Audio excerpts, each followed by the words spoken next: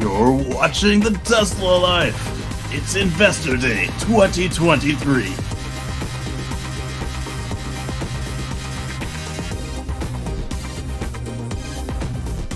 Your host, Mark Coughlin. Hello, everybody. Welcome to the Tesla Life Investor Day number 296. Thank you, Casey, for the intro. Very good, very good. Not bad for a 12-year-old microphone.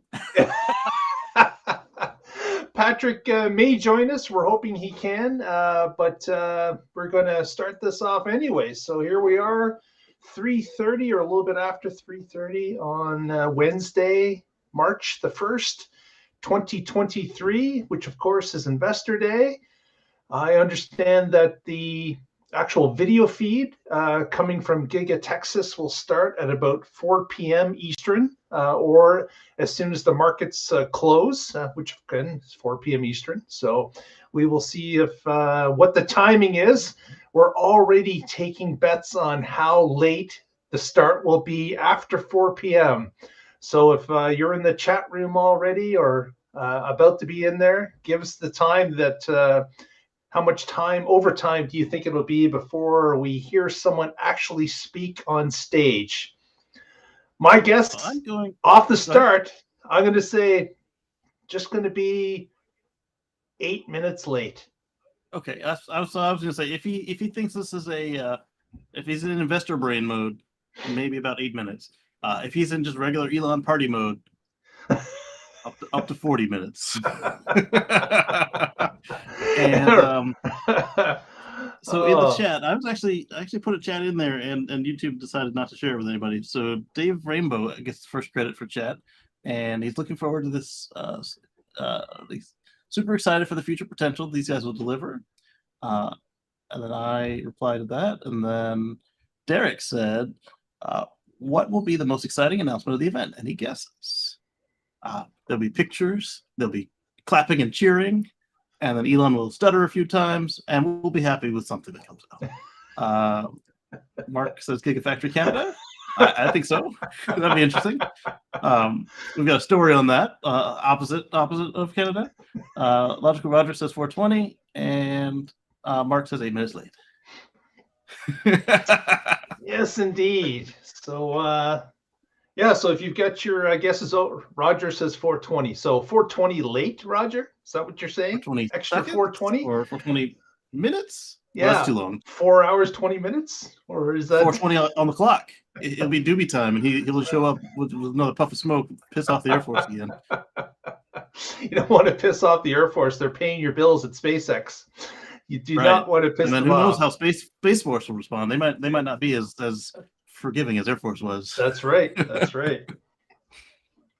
So yeah, we've got some interesting territory that we're going to be moving into here on Investor Day. We understand that Elon, one of the things he had mentioned early was that he was going to talk about his third iteration of aspirational thoughts. His third master plan that he's adding, or trois, if you're going to go by the original one and deux. So it'll be interesting to see what language again. Yeah, it's just back and forth. Maybe this time it'll be in German. What's three in German? I don't know, but it will be interesting to see what he is going to be heading the company towards, or what certainly what pieces he's going to bring to us and tell us about today in his introduction. We've got some other things that are going on. Like, for example, we certainly know that he's probably going to talk about the introduction of CCS charging to the United States, which of course we've been following closely. We have about 10 locations now, I believe, 8 in New York State, 2 in California, that officially have the CCS Magic Dock. More than 2 in California when I looked last night. Okay, that's a possibility. I'm just going by the tweets that I've found so far. Okay. And there's a spreadsheet that we put up on our Twitter feed with all 10 locations and actually the pricing of those locations. And thanks out to Brandon, who compiled that little spreadsheet and the pricing. So that's one thing that certainly could be spoken about. It was 2 and a bunch of destination chargers. Okay. All California. right. I'm just talking superchargers. Yeah, no, that's me too. But I was so busy scrolling last night in the app, and then you can get to Canada, or you can get from Canada. Almost, you can almost get to Canada. Yeah. Actually, I'm assuming you're not going to have an empty charge. Yeah, you can get a charge and then cross the border, so that will not be a problem. You could do that in Batavia. You could do that in the one that's just south of Buffalo, Frieden or Free. What is it? Just the one that's southwest of Buffalo. Fredonia, the original one. Yes. Yes. So absolutely. So that's going to make some people happy. That's what I wanted to ask you, Casey. On your Tesla app, can you go to the non-Tesla area? Do you have a non-Tesla area?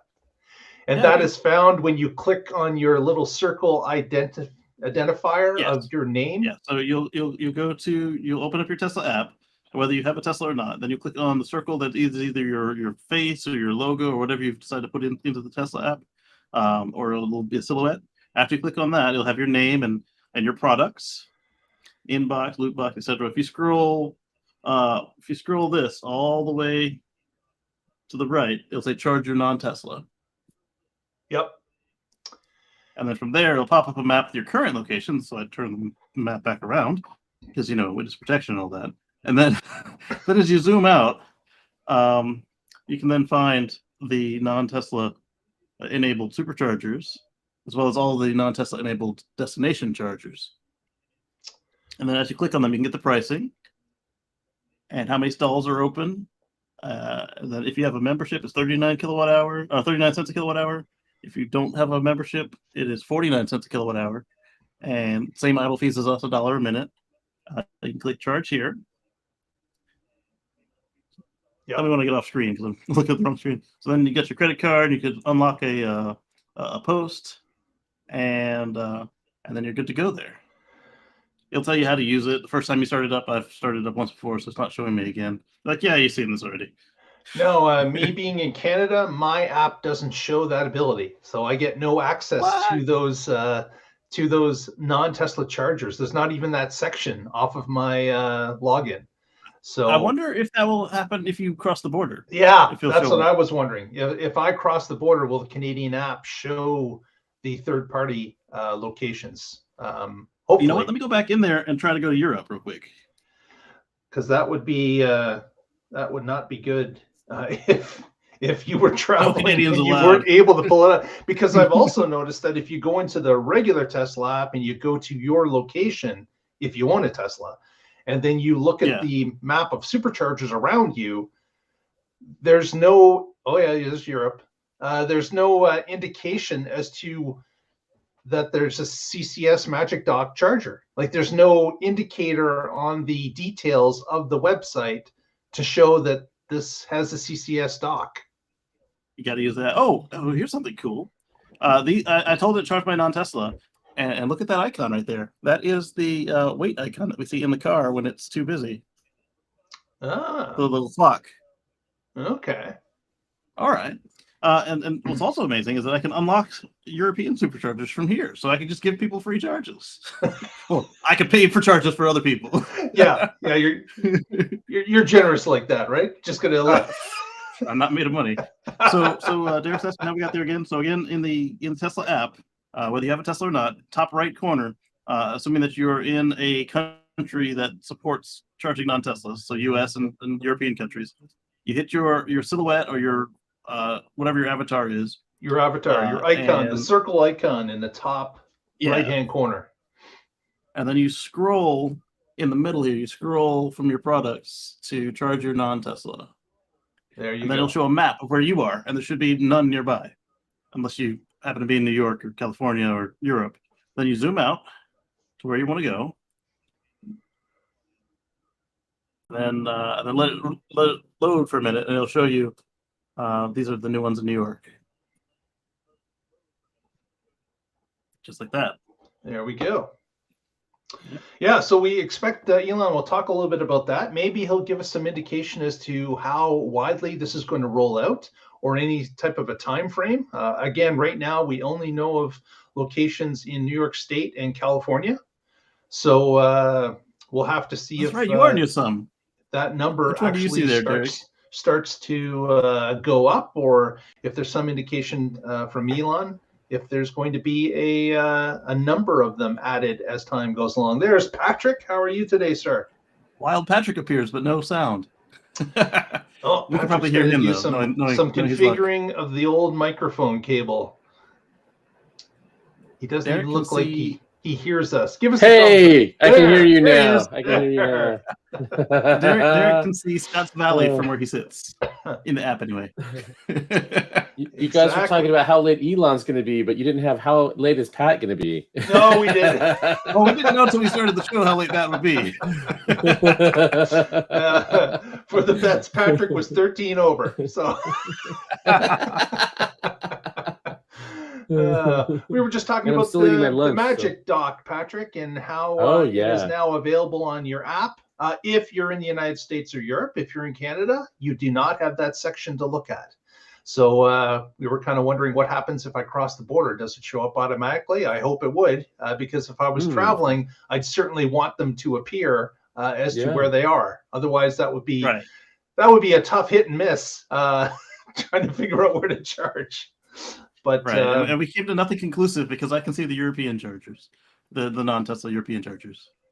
Oh. But at the same time, that makes sense though. Like once they enable supercharging in the U.S., we could always see the chargers outside of the U.S. in the car, even if we couldn't see them from the Tesla website, because that's been hit or miss. Like they change that all the time, how they portray them. I was hoping, I am still hoping that some of the other third-party groups like supercharge.info updates their mapping system so you can just search on the ones with Magic Docks and use that as a filtering ability. Hopefully, as Tesla moves forward, maybe that would be an option as well on their normal location area. Yeah, or their website. They can just put the trip planner from the car in the app, and then they don't have to worry about sharing a feed with Better Route Planner or anybody. Exactly. Not saying that they don't want them to, but I would also love the ability to use the Tesla trip planner in the app. They could say, hey, your non-Tesla is what? Or, hey, you do have a Tesla. We know all about it. You're at 70% of charge. Let's. You want to go to Disney? You're going to need to charge 5 times. Yeah, I think they're going to have to add that feature because they have depended on the in-nav to do it. And with third-party cars or non-Tesla cars, they don't have that. So, yeah. It's coming soon, which will be nice. And yes, they have the option to continue doing what they used to do, but then that means Tesla doesn't get any of that money, which would be a bad customer service experience and leaving money on the table as a business. So Derek's now searching his app in California. He sees 2 of them, one in Placerville, one in Scotts Valley. Derek would love to hear if you see a third one, because at this point, we only know of 2 in California and 8 in New York. So if anyone's got any extra information about a new one, certainly like to know. Another point of interest that we think should be discussed today was, of course, the president of Mexico got on Twitter the other day and had indicated that, yes, a deal has been struck with Tesla, and they will be, at some point, announcing a factory of some sort. And he particularly spoke about the problem with water that we've heard about before, that Mexico and certain areas, certain states in Mexico are having issues with groundwater. And of course, a factory is going to use groundwater, quite a bit of it for operation. And they don't want them to be limited to how many cars could be produced because the water table is not available for the factory. So with Elon's call that happened with the president of Mexico last Sunday, we're assuming that some deal or some compromise was struck that would work for both parties. So that will be something else that most likely will be discussed in the call. Yeah, definitely. I know this will never happen, or I shouldn't say never, but this is certainly not what they're planning. But one of the things that you can do is desalination from the ocean. It's expensive, but one of the byproducts of desalination is lithium. Yeah, because it's a salt. So, right. So you get the water and the lithium. That'd be so awesome. Right. And yes. And chlorine. And gold. Not very much gold, but gold's pretty useful. Yeah, surprisingly, you can. Yeah, it's not very much, but how is there gold floating around the ocean? But yeah, there is. That's just mind-boggling to think of. And Casey, Derek's asking about the padlocks. What does the padlock mean? Padlocks. Let me see. Oh, the padlocks. I think those are private destination chargers. So, like, if you have non-Teslas or Teslas, if you're not a customer of that business, you're not allowed to use their listed destination charger. Like my grandmother's inn should have a padlock on it. Yeah. And of course, Tesla's making available up to, I believe it was 7,500 stalls available for the CCS non-Tesla charging. And of course, that was a combination of both supercharging and destination charging. And as we discussed on the show last week, we were kind of wondering how they could do the destination chargers for both, because most of them would be strictly a NACS plug, a Tesla plug would be on those. So unless you had your own Tesla tap adapter, you would have issue in using those. You can get a Tesla tap, but also don't forget, so many of the destination charger sites were always installed with one or two Tesla plugs at the time, and one or more.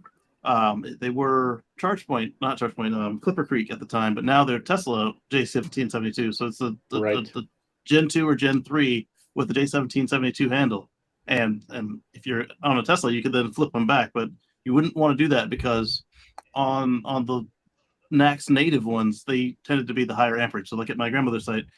40 amp is the Gen 1 Tesla, and the 20 amp is the generic. Right. Yeah, that makes sense. I mean, overnight it doesn't make a huge difference if you're the second person to show up, but if you want to get back out before you head in for the night, you want to plug into the Tesla plug. Right. There's a lot of little things like this that are going to be complicated. I'm sure they'll figure them out. But at some of the locations, like the one in Vegas, when you pull up, there's an arm that's down, and on your screen it pops up a code you have to enter to get in. So how's that going to work with a non-Tesla? Because it can't just. It's the same with Kettleman City. They have the little cafe there, and they give you a code to get into it. Yeah, and if you aren't driving a Tesla, it can't just pop up on your screen. They'll have to do it in the app, I guess. But so either those will be Tesla exclusive sites, or they'll have to build the trip planner in, or they'll just put them on this map. Yeah, I think the app makes a lot of sense. You'll be notified through an instant message or inside the app that you've got a message to read, which would be the number. That makes a lot of sense. Yeah, and then the other thing that's coming up with that is now that this is opening and it seems to be so smooth and the adapter is tiny compared to native CCS, how many of these stubborn other companies have less reason to not go NACS now?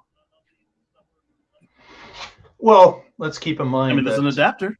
Let's keep in mind that these other companies have already rolled out the infrastructure themselves, right? They've spent I'm saying the ones that don't have their own charging system, and if their customers pick this one more and more,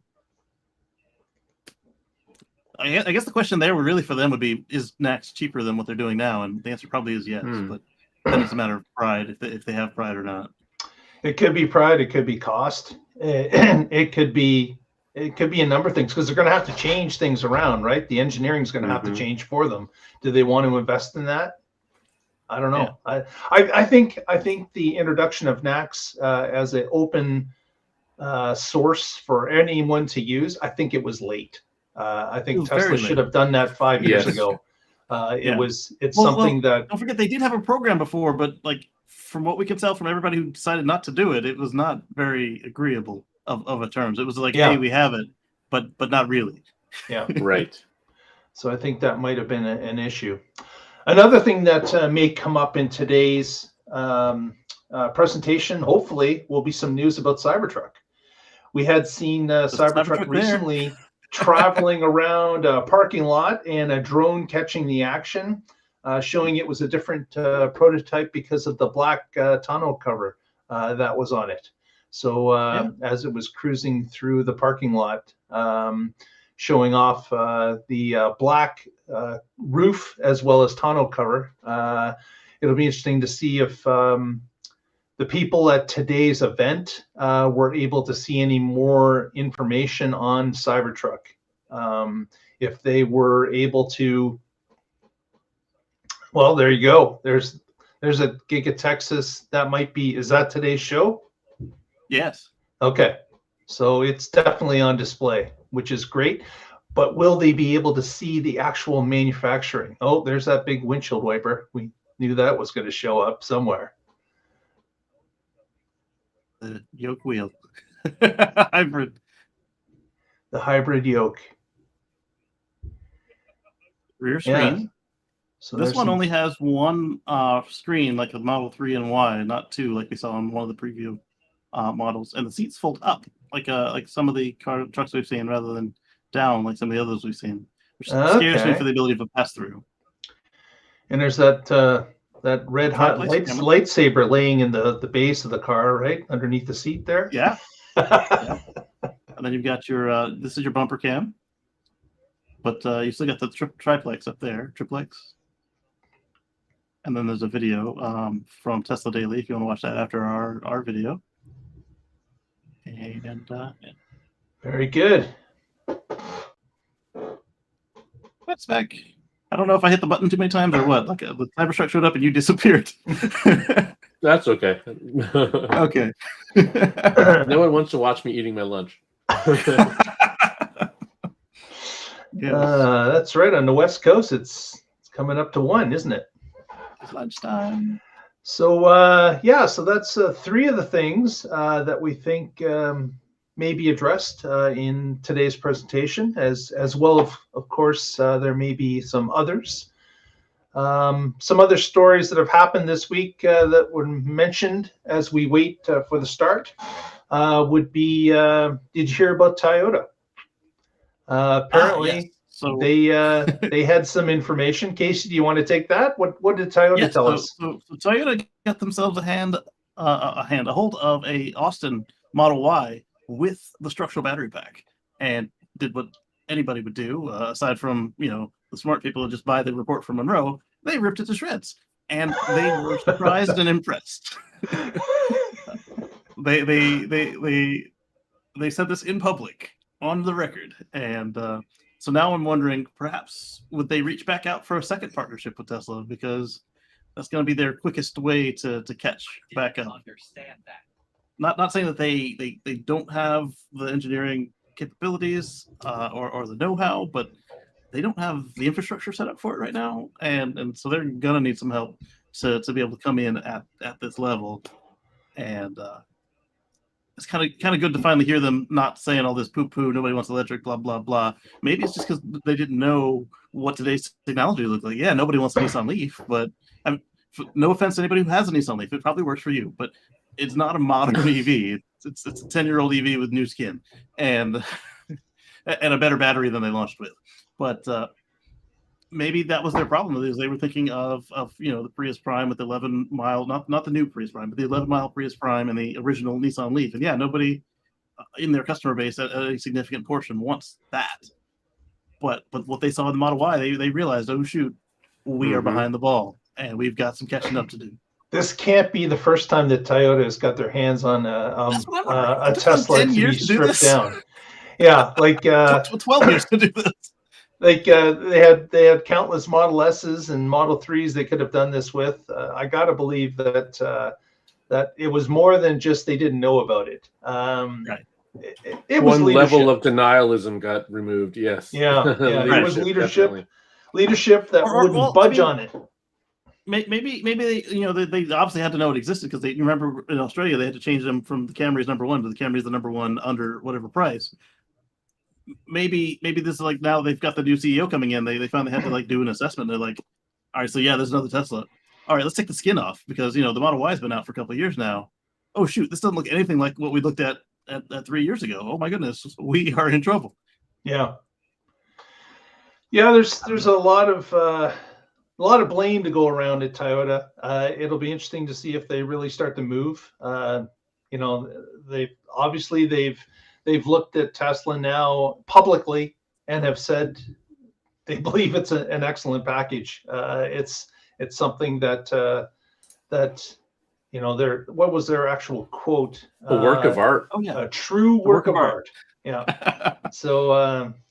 And I saw that Elon had replied to Tesla on Twitter, thanking them for the comment. Oh, okay. But nice.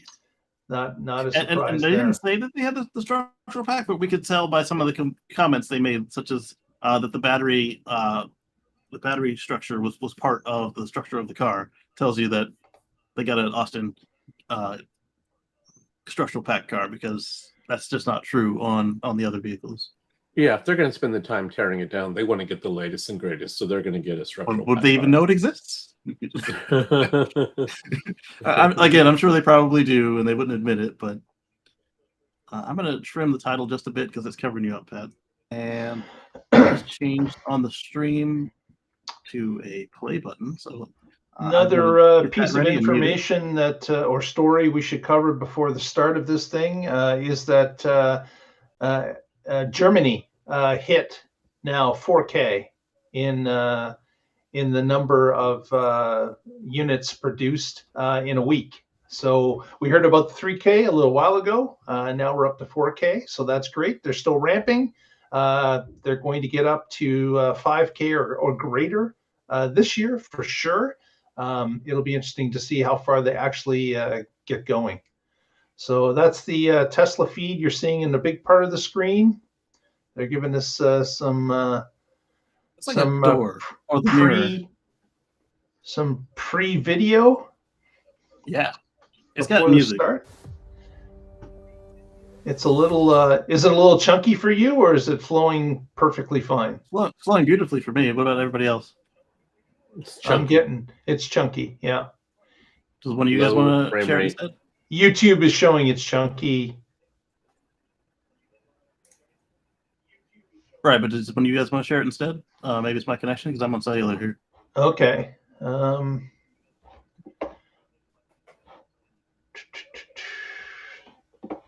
So you just fired up the Tesla investors site? Oh yeah, I'll pop it in the private chat here for you.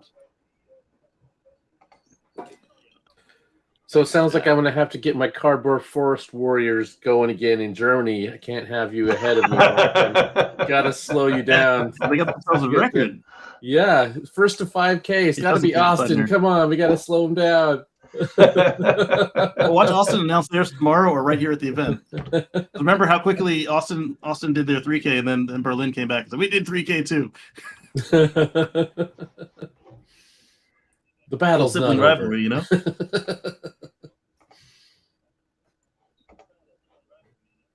Okay, I've got it running. Let's see if I can share the screen.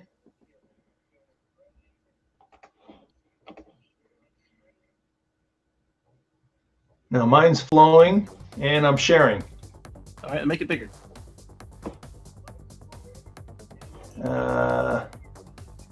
One more. One to the right. There you go. There you go. Perfect. Oh, that looks much better. Mine off. Save some bandwidth on my side. Stop sharing. I got unlimited cable bandwidth today, so that should be okay. Nice. So yeah, that's. Wait! It's the body side. Look, it's a stamping. That's right. It is. It's what we saw from the invite. Mm-hmm. But now, a lot closer. The rear door opening. So that's the Model Y, right? No. Yep. Should be a Y. Yeah. Okay. I was thinking it could have been a 3, but everything's too big to be a 3. That's very cool. Yeah.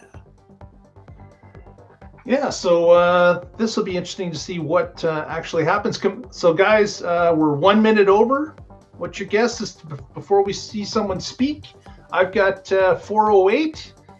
Put in the comments as to how long you think it's going to take before someone speaks. I'll go with 20 4:08 and after. 4:40. Patrick's at 20. Casey's at what? 4:08 and 4:40. Remember, I said depending on which Elon we get today. You can't take. So why do you trying get to two get guesses? numbers? Why do you get two guesses? Because if I'm it's gonna an pick investor stuff. event, it's going to be 8 minutes or less. If it's called an investor event, but he's thinking party, Well, gonna be we 40 need minutes. you to tell us what mode he's in. Right? Yeah. Right. how am I supposed to know? The man is crazy. I'm gonna pick sometimes between now and next week. I win. I get 2 guesses. Those were 2 guesses.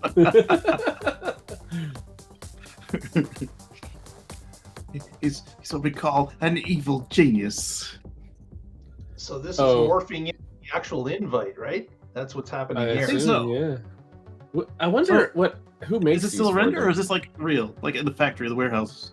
That's that- not a warehouse. There's That no would way. be so massive. Yeah, this is just a There's drone no shot way. flying over. Yeah, it's just a drone. Yeah, Just a drone from the footage from warehouse. outside. It pans up and then drives out the window. Right. Yeah, you Just see let a people drone walking around inside- in the rows. Inside one of the open windows, and it's just buzzing around the factory floor. Yeah, there you So can it's see the forming start of their the logo there. embossing of the letter T. It's definitely morphing into the background of the invite. Yep. Hockey Day is trying to corner the market. The answer is obviously 420. I mean, come on. This We already had a 420. Yeah. Already had a 420. We already have the winner then. That's Okay, so we know it's a render now because unless these things load from the bottom, there's no way they did that. yeah. I like David's answer. 2.2 million. Oops, wrong contest. So here we are. That is a good one. Oh, are they on time? Ish. What's 404? Nah, it's impossible. 404. Haven't seen anybody yet speak. The music stopped, and it is an investor called Investor Day. We might get Investor Elon today. No, it started again. It's fading though. I think we're on. No, No? every second. Oh, it's Nope. back to the beginning. Psych. If you're listening with us now, please give us a thumbs up on the video. That would really help us out.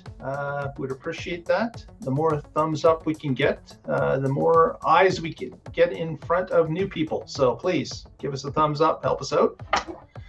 So the night of our last show, they had a surprise event that Patrick alerted us to. That's right. And Yeah. how late were they on that one, Patrick? Like 22 minutes or something? I only caught it when it was On replay? already going, so I don't know when it started. Okay. And Patrick, fill us in as to what that event was. Yeah. All right, so they were announcing a new engineering headquarters. So they're not calling it HQ2. It's an engineering headquarters, and it's in California. So Governor Newsom was there, and this is one of the best places to attract the kind of talent that Tesla wants for their engineering is California. So they're going to have they showing off the new building they have there, or new-ish, which is just down the street from one that they had already had. This used to be Hewlett-Packard's headquarters, and now it's Tesla's engineering headquarters. And of course, like all events like this, it's part recruiting. If you want to work on cool robots and AI and design the future, come work at Tesla. That was definitely part of the pitch. It wasn't that long of an event. No, it was like 30 minutes or less, including the wait time. Yeah. A couple photos of the site, the old Hewlett-Packard headquarters, which Tesla, as Patrick mentioned, had taken over. And they had some cars out front, and they actually took the CyberTruck and put it on some uneven surfaces. It looked like a bit of a rock face, but obviously it wasn't rock, an actual rock face. It was textured to look a little bit like black rock, which was right out front of the actual building. They're driving over their landscaping that they just had installed. Yeah, I can imagine the landscaper freaking out, going, "It's fresh sod. What are you boys doing?" So Driving a Friday, big old my truck mom out there. drove past this facility doing a delivery, and she snapped some pictures. I thought that they went live. You tricked me. No, sorry. Sorry. I thought I could scroll through these pictures, but this is a Microsoft app on a Mac. Hang on. Mark, you'll alert us if they go live. And yeah, okay. What's that a picture of? Is that like a warming? Yeah, that's like a warming. Yeah, but there's also a sign saying Tesla visitor valet parking only. And let's see, how do I get the rest of these things? Sorry, I didn't know it would be so disjointed. Otherwise, I would have. 4:07, still waiting for the live event to start. We're approaching my time of 4:08. That we are. And let's see, share screen again. I don't know how to work this darn thing. Not an edge tab, it's a photo. Where'd you go, Windows 11? For people in the chat, what would be the most impressive thing you're looking forward to? What would be the number one announcement you would like to hear today? Put it in the chat. Let us know.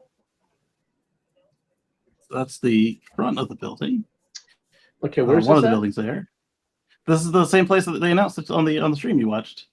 Oh, okay. Yeah, that's not the angle I saw. Yeah. No. Yeah. I saw a different angle as well. She's got that one as well. Is it showing you the second picture or the first picture still? Second picture.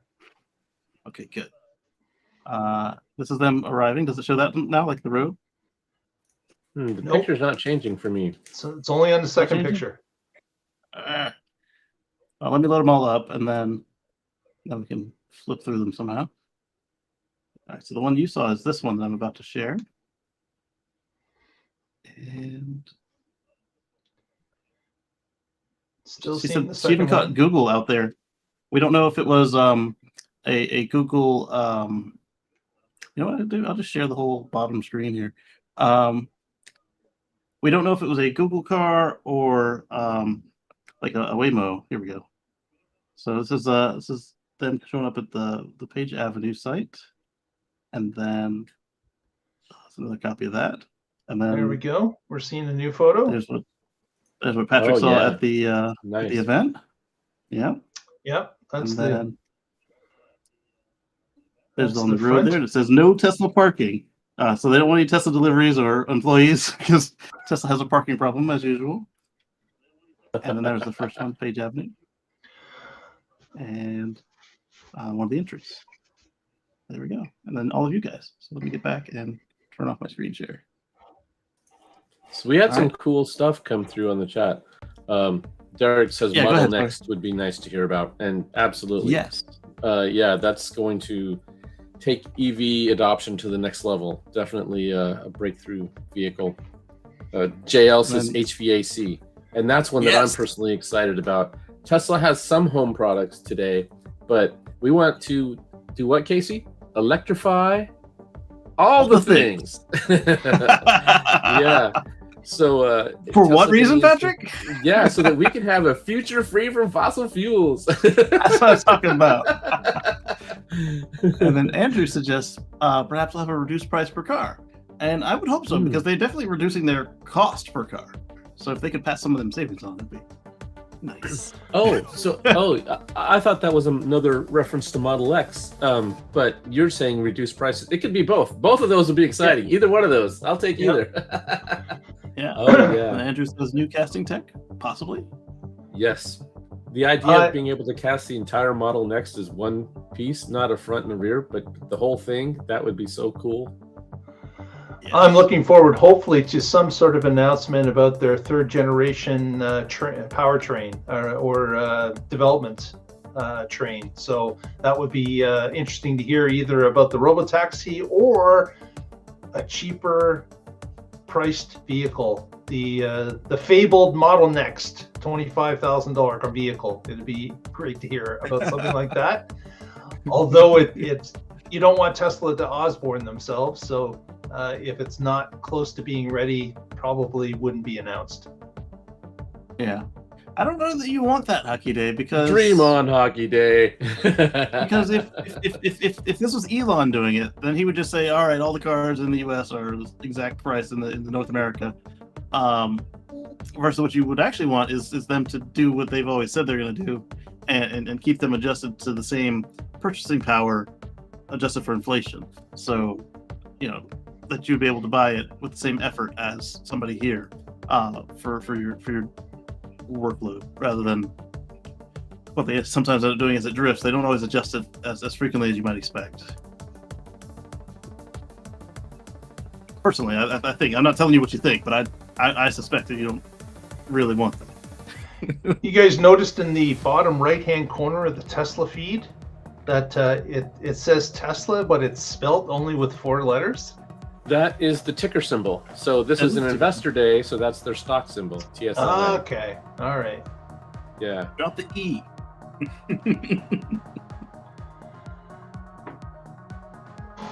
Okay, so we're 412 so far. So my guess is long gone. I already forgot what I said. Do you remember? I don't remember. Whatever Mark said, and double it. That's my guess. So we're getting party time, Elon. That's for sure. So now we're getting, hopefully, they're getting their ducks together and getting ready to present. Yeah.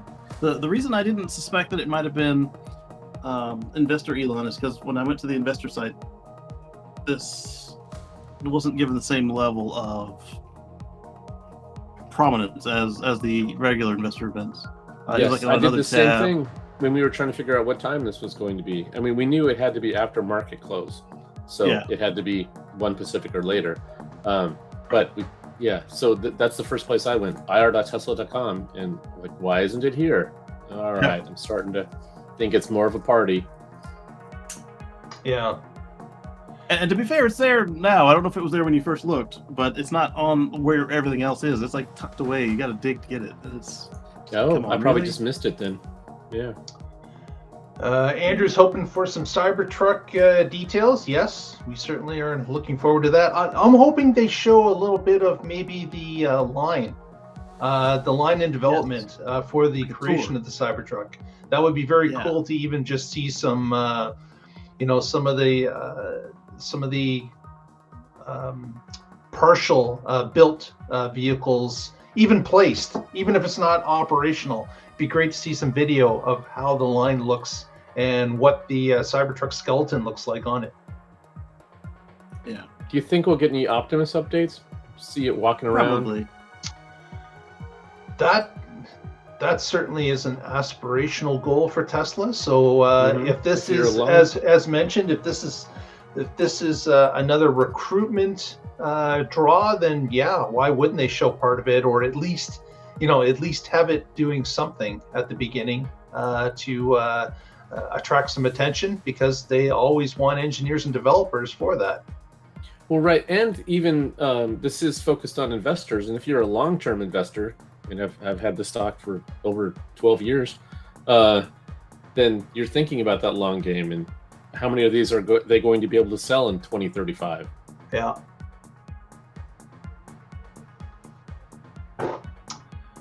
I'm checking Elon's Twitter to see if it spans on the toilet again. That's a joke from one of Elon's tweets. Right. And 37 seconds ago, he says, "You're not going to believe this, but we're running a little late. Presentation starts in about 5 minutes." No, I totally believe it, Elon. I mean, if we needed to count on you being on time for something, or we die, I would be like, yeah, we're not going to die today. Actually, that was one of the quotes that came from the engineering headquarters opening, was that Elon had said, he said, Tesla brings the impossible, even if it is a little late. Yes. He specializes in Making the impossible merely late. And that's true. Like some of the stuff they do was like completely impossible, and then all of a sudden, why is it taking so long? Exactly. Where's my jetpack, Elon? Yeah. Where's my flying car? Yeah, my car boat.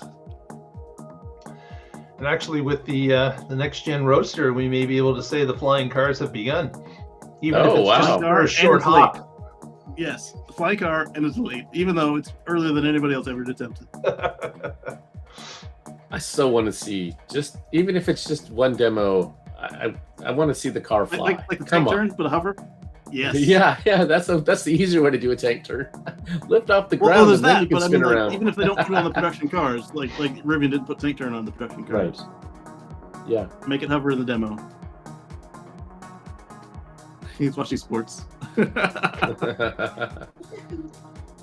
It will be. They're going to have so many caveats around where and you can use that. You can't just have something shooting out all that compressed air. The FSC has to handle it.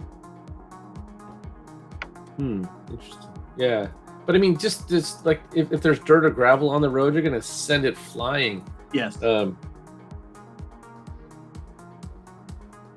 not only does it have to be off road, but it has to be on tarmac. Yeah. So are you guys actually hearing an audio feed from the video? Yes. I'm hearing it on mine, and I'm hearing it again from you. So okay. Yes. So as long as mine's coming through, I don't have to do anything special then. Well, yeah, because sometimes we forget to turn on the little checkbox because our streaming app likes to help us with the button, which means that sometimes it's on and sometimes it's off. Well, yeah, I mean, it wants to protect you from getting copyright strikes. Yeah, that's yeah. But it never does it right for me. Like you catch me on Sunday, like, oh shoot, the music. Yeah, we want to give the streaming app folks a little tip here. They should bump all of us up. I mean, yes, like we could be above this line here, right there. That's where yeah, because there's room above Mark. And I'm just meaning the app. No, I think we were fine. It's just. But they should make it like a little bit better. Yeah. Also, like the comments could not cover your face. Like they do it in both arrangements. Like when we're in regular just talking mode and when we're in this mode, both of them. All right, so Derek, here's the sound for the feed. So that means everybody's good. Cool. Oh, 418 coming and gone. Thanks, Derek. Yep. We'll see if it's going to be 20. 420 is less than 60 seconds away. So Elon told us 5 minutes when I put the thing on stream. How long ago was that now? So 4 minutes ago, he told us 5 minutes. So he's got 1 minute to go before he's late for that too. If it starts at 420, then you know it was on purpose. Oh yeah. Yes. And when you look at it, that is 420. He said that at 4:15. Who gave us 420 at the beginning? That was Roger. Right, Roger gave us 420. Well, what if it begins at 4:20 and 69 seconds? That's 4:21. well, that is 4:21, but it's also Elon. So Elon didn't Apple Watch. I don't think it will help him. He doesn't even know how to read a calendar. Derek, it's like, all right, what he needs needs at the end of the week on Saturday. Saturday. He needs is his brother to lie to him about when they need to be someplace. That part. That part.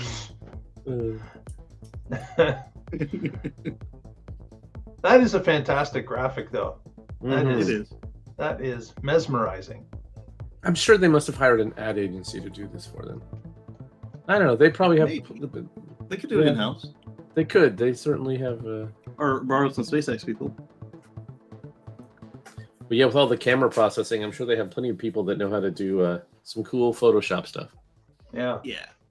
Well, especially for the dojo. What we saw of the, well, not the real dojo, but the whatever they're using right now, getting ready for dojo on the NVIDIA. Oh yeah, all the simulations that they make for that have to be photorealistic.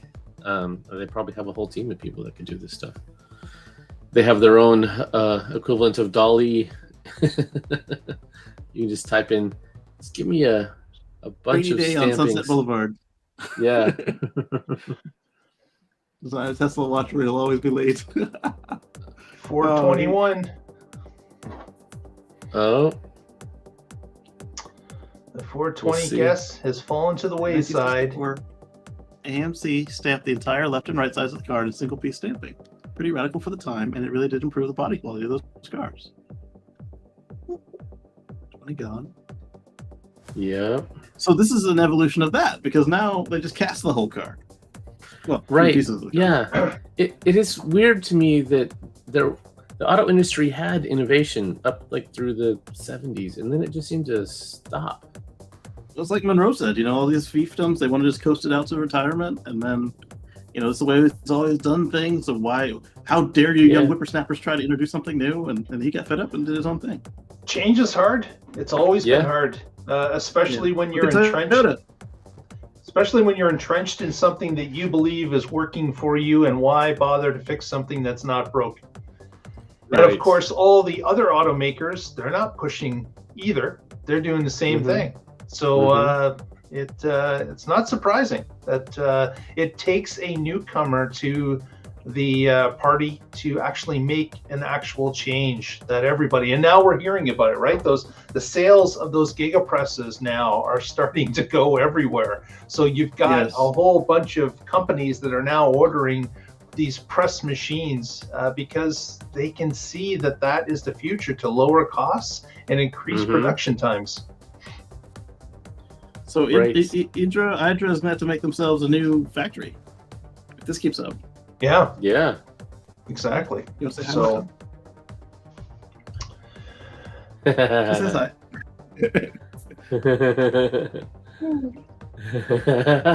Nice. Move it along, Elon. Move it along.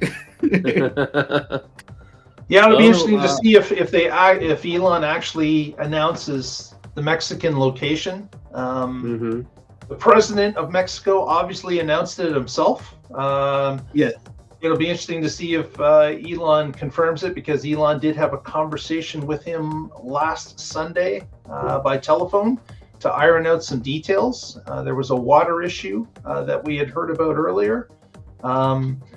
It's a question of location, and it'll be interesting to see if they've actually picked a state or region that they're actually going to announce, or if it's just going to be something general that they will announce today, or maybe nothing at all. It's really up to Elon as to when he feels the timing's right. But I would think that this event, especially being Investor Day, it would make sense. So Hockey Day is asking, I'm confused. I think there's a typo in there. Yeah, I don't get what he's. What is Tesla's contract for the Giga presses makes them first and lying all the time? Nope, don't know what that means, Hockey Day. Reword it. But yeah, looking forward to this.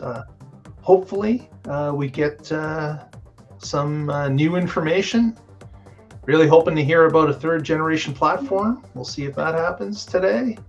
I want to hear about new Gigafactory locations. That's what I want to hear about. And we are likely to hear about Mexico, but they need another. I mean, now they have the major continents covered, so I have this assumption that they need to get to 10 Gigafactories. Maybe I should question that assumption. Multiple per continent, right? How many per continent did he say? Aside from obviously Antarctica. Go Giga Canada. Yeah. If Tesla contracts with GigaPress machine manufacturer, keeps them first in line, no matter how many are ordered by the company. Oh yeah, keeps them at the head of the line. Like we get first right to refusal. I like that.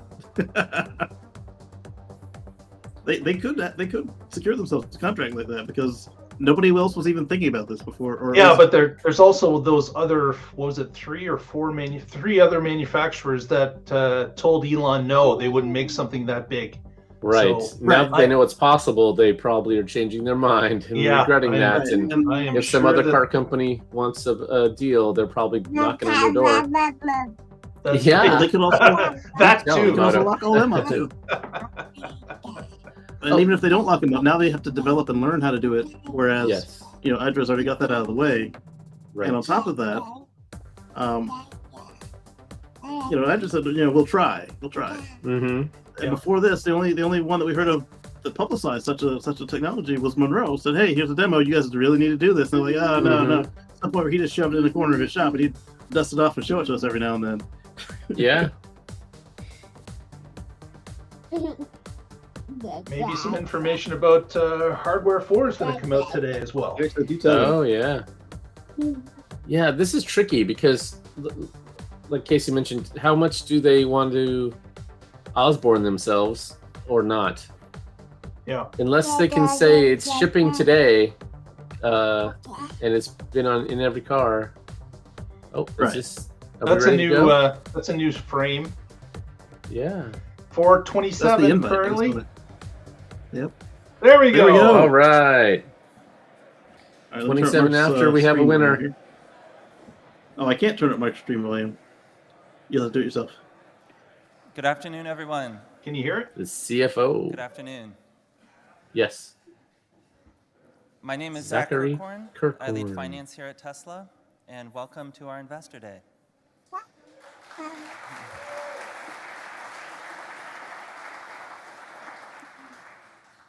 For those of you here in the audience at our global headquarters in Austin, Texas, we welcome you. Thank you for being here, and thank you for traveling in. For those joining us virtually, thank you for being a part of the day today. So as we reflect back on the history of the company, there's been distinct phases of product advancement, technology innovation, and rapid volume growth. The most recent of which has been the global expansion and localization of the Model Y program. And so today, we want to talk about the future. We don't want to talk about this quarter or next quarter. We want to go further out into the future. And we've divided today's presentation into 3 parts. The first of which, we're going to go macro. What does it take to convert Earth to sustainable energy generation and use?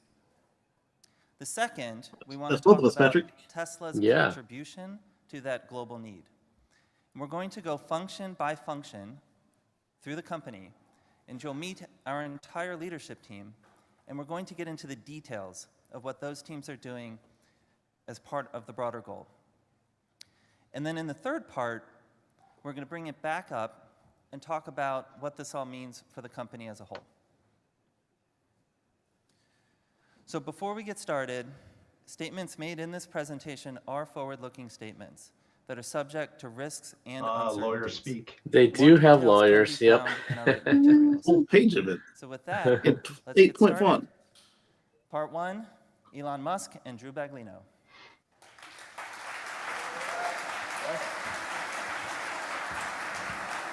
Looks like everybody got a hat.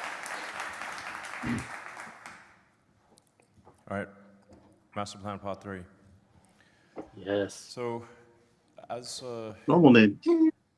Zach was mentioning, the thing that I think is we wanted to convey, probably more importantly than anything else that we talk about here, is that there is a clear path to a sustainable energy Earth.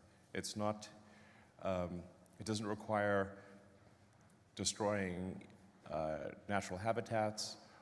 It doesn't require us to be austere and stop using electricity and sort of be in the cold or anything. The story, and I think this holds together quite well, and we'll be actually publishing a detailed white paper with all of our assumptions and calculations, is that there is a clear path to a fully sustainable Earth with abundance. In fact, you could support a civilization much bigger than Earth, than much more than the 8 billion humans, could actually be supported sustainably on Earth. And I'm just often shocked and surprised by how few people realize this. Most of the smart people I know actually don't see this clear path. They think that there's not a path to a sustainable energy future, or at least there's not one that is sustainable at our current population, or that would have to resort to extreme measures. None of this is true. So we're going to walk through the calculations for how to create a sustainable energy civilization. Yeah. And to set the stage, today our energy economy, let's be honest, it's dirty and it's wasteful. Over 80% of global energy, primary energy, comes from fossil fuels, and only 1/3 of that global energy actually ends up delivering useful work or heat. This is the problem statement, but we're here to talk about the solution. Yeah, it's like for some of this I'm going to elaborate because there's a very wide range of technical expertise out there, from people who are like, whatever, level 9 wizards in this subject, to people who do not do engineering at all. So, if you have a gasoline car, you're converting less than a third, often maybe only 25% of the energy in the gasoline is converted into motion. The rest is turned into waste heat. That doesn't do any good at all. And there's a lot of energy required even to get the oil out of the ground, to refine the oil, and to transport the gasoline to the gas station. So when you look at all that, for a typical gasoline car is actually going to be using less than 20%, fully considered, of the energy from the oil actually goes into motion. So this is when we see people doing calculations for what does it take to create a sustainable energy Earth, they assume that the same energy amount is required for an electrified civilization versus a combustion civilization. This is not true, because most of the energy of combustion is waste heat. And even to get the fuel to combust in the first place and get it to the end use, there's a lot lost along the way. I mean, this is the primary energy consumption, 165 petawatt hours a year. Petawatt hour is a trillion kilowatt hours, so it's a large amount of energy. But the nice thing about an electrified economy, there's a better way, we're going to talk about it, is that through end-use efficiency and through efficiency along every step of the way, actually the total energy use halves. So this is one of the most enabling aspects of electrifying everything, is that the sustainable energy economy is that much easier to accomplish. It's actually half the problem statement of the fossil fuel economy. Yeah, and we're being conservative here, so it could be better than half, but we're trying to have assumptions that are reasonable, not overly optimistic, in fact, slightly pessimistic. So it's really better than half, but just say it's easy to make the argument that we need half as much energy with an electric economy versus a combustion economy. Yep. So how the master plan works, you want to talk about? So the thing that is needed at very large scale that is not currently present is a vast amount of battery energy storage. Our rough calculations are that this is about 240 terawatt hours, or 240,000 gigawatt hours. This is a lot of batteries, but it is actually a very achievable amount. We'll go into details on that. Yep. So that's a combination of electric vehicles and stationary storage. So if you've got solar or wind, you've got to store the energy when the wind is not blowing, the sun is not shining. And so we're assuming sort of an 8-to-1 ratio of stored energy to power. So 30 terawatt hours of power, 30 terawatts of power. Our actual capital expenditure calculation for manufacturing investment is more like 6 trillion, but we made it higher to make it 10 trillion. And this is across mining, refining, battery factories, recycling, vehicle factories, all the things that we're going to talk about needing to invest in to build this sustainable energy economy. Yeah. Now, if you look at the total world economy, it's just under 100 trillion. So if this was spread out, say, over 10 years, it would be 1% of the global economy. Over 20 years, it would be 0.5% of the global economy. So this is, not a big number, relative to the global economy. As Drew mentioned, you need about half as much energy with an electric economy versus a combustion economy. And in terms of wind and solar, how much land would be used? It's less than 0.2% of the land area of Earth. Generally, people don't realize quite how much energy is reaching us from the sun. It's roughly a gigawatt per square kilometer. And the sun doesn't shine all the time, but it's if you multiply that by, say, 4 to get the continuous power, 4 or 5, then that gives you the land area of solar. And you can put wind and solar often in the same place. So a lot of places that currently have wind, you could have solar there, and you double your energy. You can also output. put wind offshore. It doesn't even need to Yeah. be on land, so wind is even more flexible. You could put solar offshore too. Yep. So Earth is 70% water. Anyway, the point is that with a really a remarkably small amount of Earth's land area, we can go fully sustainable. Yeah. And do the resources and raw materials exist to support this transition? We'll go through that in detail, but we do not see any insurmountable resource challenges at all. In fact, in the end, we should be mining less ore to accomplish this economy than we currently do with the fossil fuel economy, and we're going to talk through that. Yeah, just to emphasize that again, the electrified economy will require less mining than the current economy does. Yes. Less. Yeah. Not more. Good point. Okay. So this is the plan, and now we'll get into a little bit more of the details of the plan. Basically, 5 areas of work. First, renewably power the existing grid. Second, switch to electric vehicles. Third, switch homes, businesses, and industry heating to heat pumps. Fourth, high temp heat delivery and storage for high temp industrial and chemical processes, and a little bit of green hydrogen in there for chemical processes that need hydrogen. And finally, Hydrogen. sustainably fueled planes and boats. These are the 5 areas, and we're going to go into detail on all of them. Yeah, I mean, my personal opinion is that as we improve the energy density of batteries, you'll see all transportation go fully electric, with the exception of rockets. That's awkward. But you can make the fuel with CO2 and water. So you can make methane with CO2 and water. So And in you fact, can do that with just electricity. So. Yes, exactly. So, in fact, on Mars, if we hopefully get there at some point, the atmosphere is CO2, and there's water ice throughout Mars. So you can take the CO2 and H2O and turn that into CH4, which is methane, and oxygen. So ultimately, even rockets can be electrified. So first, repowering the existing grid with renewables. And this is going to be a consistent theme. You'll see our estimates for the number of terawatt hours, terawatts, and trillions of investment at the bottom of the page. You know, this is already actively occurring in front of us. 60% of the generation added to the US grid was solar in 2022. And actually, on a year-on-year basis, solar deployment is growing 50% year-on-year as of 2022. So this is a serious upswing. And if we continue this trend, this is going to be behind us before we even know it. Yeah. Second, switching to electric vehicles. Again, 21% reduction in fossil fuel use by doing this alone. Obviously, Tesla is heavily engaged in this activity, along with many others.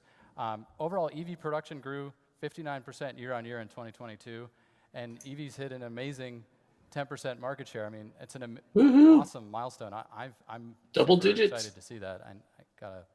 Yeah, I mean, this is obviously happening very rapidly, and I mean, I think really all cars will go to fully electric and autonomous, and so riding a non-autonomous gasoline car is going to be analogous to riding a horse and using a flip phone.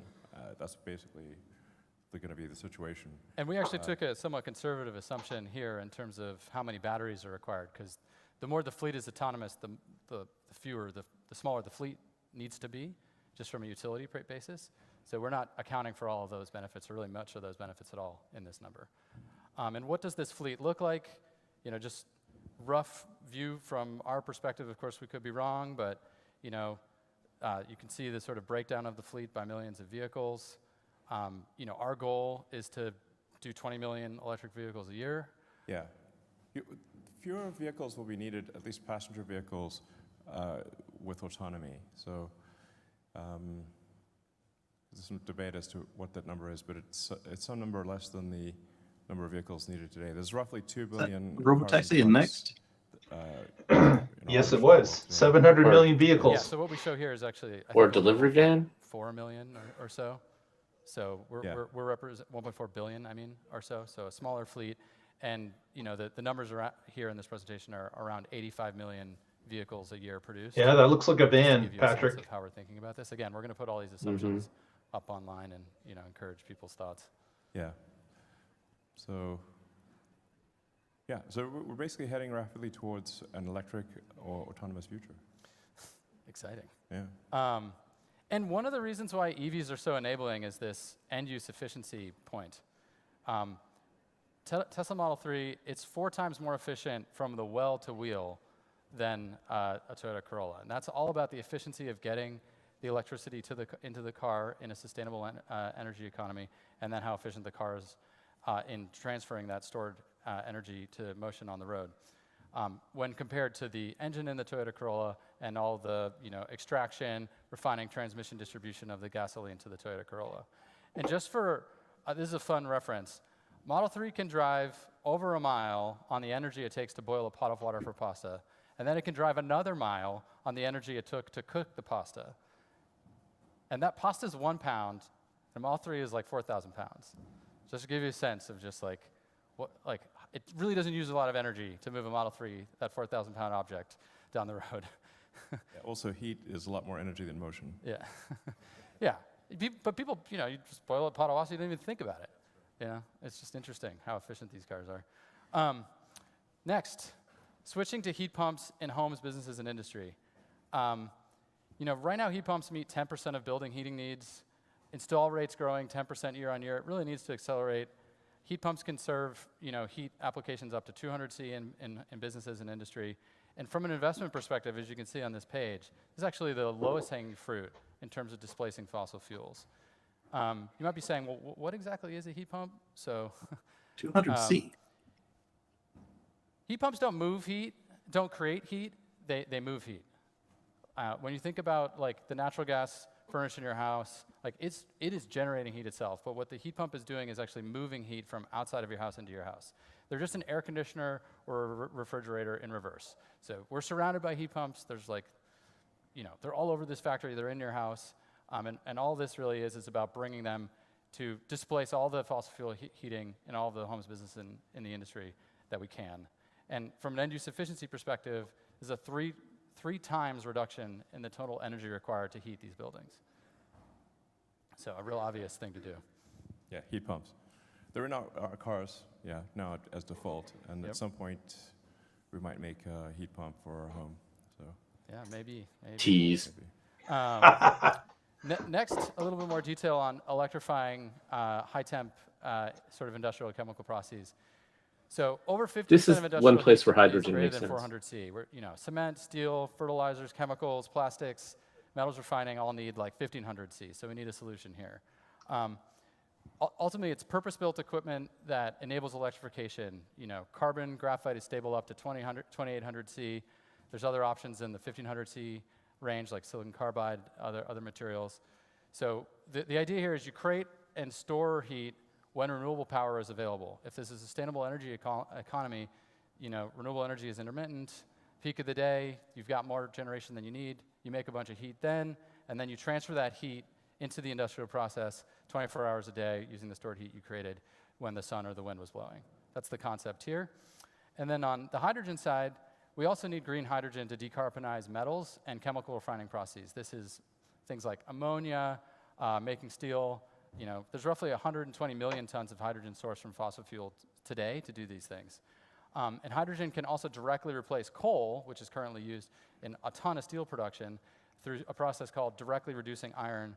You can replace blast furnaces with a hydrogen-reducing, direct reduce iron furnace. And this is the way to eliminate fossil fuels from these aspects of the economy and the CO2. This is the way.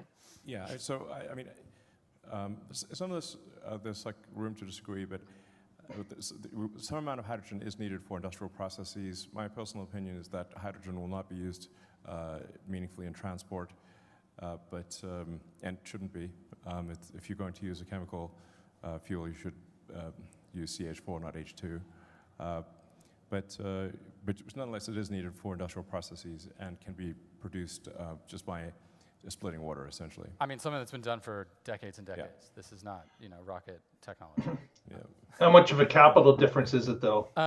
And lastly, a small part of the pie, but a necessary part of the pie, is sustainably fueling planes and boats. Shipping accounts for 3% of global CO2. It's ripe for electrification. Even with lithium iron phosphate, long-haul ships can be fully battery-powered. So that's a great opportunity to electrify.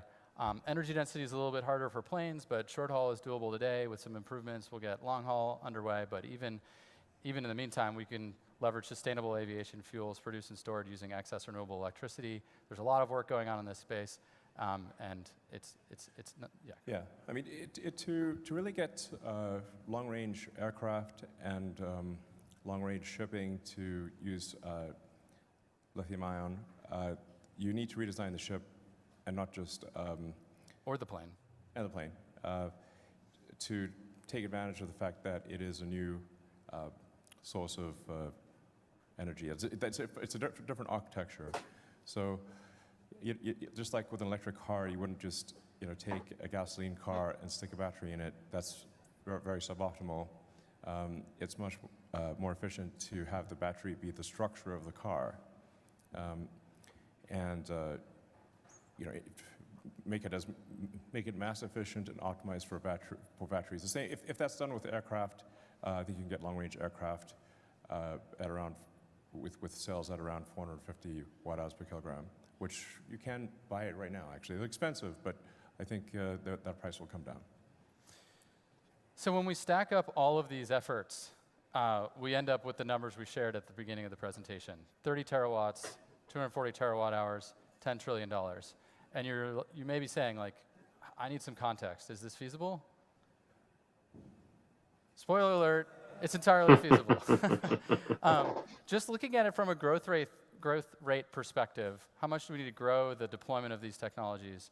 We're talking about only a 3x growth rate in solar and wind deployment.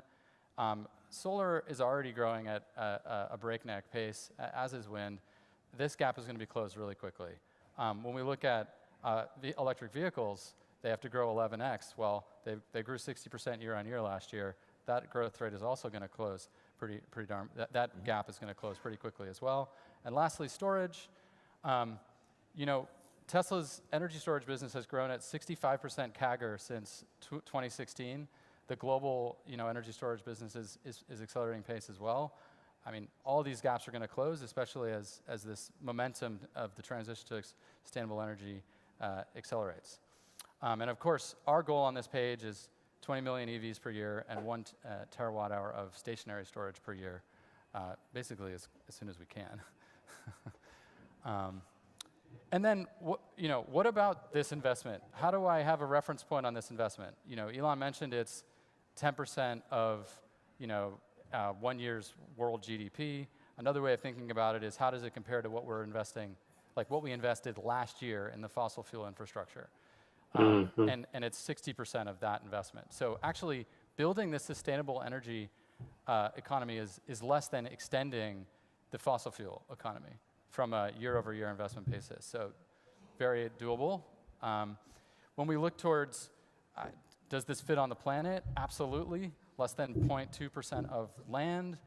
As a reference point, the total land area intensively farmed today is 12.5% of all land. So, I mean, you drive around, you see some farms, but you don't see them everywhere.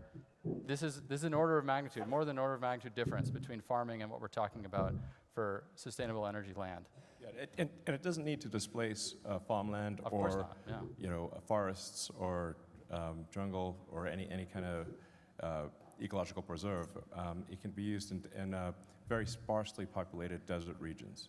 Yeah. Barren areas. Yeah. Solar can go on your roof. Not really fit for development or otherwise. Absolutely. Yeah. I mean, 0.2% can fit into a lot of places. Yeah, there's essentially no meaningful ecological impact. In fact, transition to a sustainable energy economy would result in a substantial reduction in current ecological impact. That's a great way to put it. Yeah. And what about on the mineral extraction side? So this is a cartoon that sort of gives you a sense for all the ore and the like extracted minerals that are coming out of the earth every year. It's about 68 gigatons. So each truck is a gigaton. What does this look like when we're in a sustainable energy economy? Looks like that. The fossil fuel extraction disappears. We replace it with the materials required to fulfill the sustainable energy economy. It actually reduces. Now, it's not to say that we don't need to continue to explore, bring on mining and refining for the sort of specific materials for the sustainable energy economy. We do. But the investment and mass flows are all very achievable just looking at what is already happening on the planet. Like, this is nothing out of scale of what has been done and is already being done. And then when we calculate it on a sort of, element by element basis, the resources are there to support the transition. This is cumulative demand to move in the sustainable energy economy direction until 2050 relative to USGS resources today. We're not breaking the resource bank for any of these materials. And then when we look at what really happens as we move forward, history teaches the more we look, the more we find. What people think happens is, oh, there's this many resources, next year there's going to be less because we're going to extract them. What actually happens is, as we extract resources, we find more. And you can see on the right what has actually occurred with the key materials to the sustainable energy economy. Since 2000, as the sustainable energy economy has been growing and Tesla's been growing and all the industries around us have been growing, the actual resource availability has increased, not decreased. Yeah, there still seems to be quite a bit of confusion about lithium. Lithium is extremely common. It's one of the most common elements on Earth. There's no country that has a monopoly on lithium, or even close to it. There's enough lithium ore in the United States to electrify all of Earth. If the United States was the only place producing lithium, there's enough domestic material to electrify Earth. It's very common. The limiting factor is the refining of the lithium into battery-grade lithium hydroxide or lithium carbonate. That's the actual limiting factor. And the same is true for these other materials. Yes. And this is, again, these are not like crazy technologies. It's just the investments need to be made, and the investments, they're not gigantic. They just need to happen. Right. Nickel is maybe of them all the trickiest one to solve. But as we showed with the graph there, maybe need like 30% of the world's known nickel reserves. So. And the nickel reserves have actually grown since 2000. So. There is more. Yeah, exactly. So. And you only need nickel for basically aircraft, long-range boats, and very long-range cars or trucks. But the vast majority of the heavy lifting for electrification will be iron-based cells. And iron is actually literally the most common element on Earth. So, a little trivia point: if you say like, what is Earth made of? By mass, it is made of iron more than anything else, and second, oxygen, and then everything else after that. So basically, we're a muddy rust ball is what Earth is. So an iron cathode is sort of, you're definitely not going to run out of iron. There's so much iron, it's insane.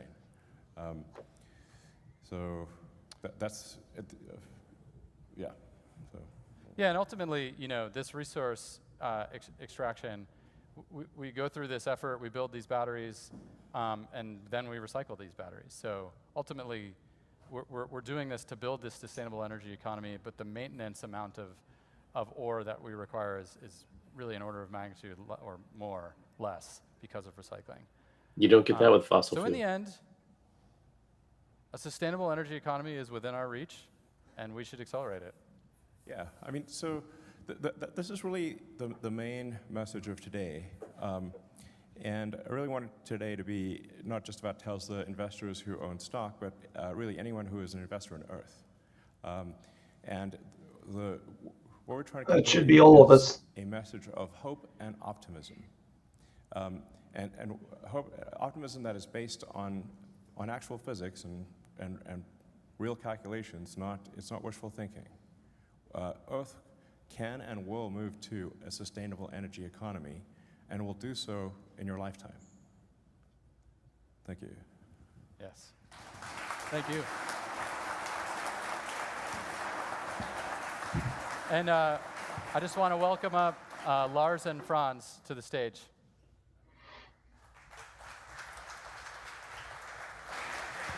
Part 1 was heavy. Let's see what they do for 2 and 3. Yes. Hi. Hi, I'm Franz. I lead design at Tesla. And I'm Lars. I've been doing vehicles with Franz for almost 13 years now. So I joined Tesla in 2008 to vertically integrate design into the company. It didn't exist before. It was a pretty small team. It was tasked with designing the most beautiful, innovative, and well-engineered vehicles on the planet. No small task in 2008. There was not a lot going on in the EV sector then. Since then, we focused on constant improvement in cost, efficiency, innovation, things that you'll continue to hear about today, while continuing to design the most desirable cars. Today, we produce cars differently than we did 10 years ago.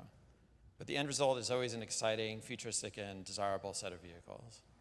Back then, we only had a handful of designers and engineers like myself, but we had a great vision to radically change transportation. So back in 2008, where we were designing Model S, we didn't have a factory. In fact, we had a really small engineering team and a tiny design team. But that allowed design to lead all the conversations. It let us innovate forward-thinking ideas, like how do you fit 7 people into a sedan? Or how do you make door handles disappear into the doors? Or putting a huge touchscreen into the center of the vehicle, something that had never been done before. And then we won Motor Trend Car of the Year. Yes, and we won Motor Trend Car of the Year in 2013. Our first, great award, first car. Pretty good start. Kind of a home run, I think.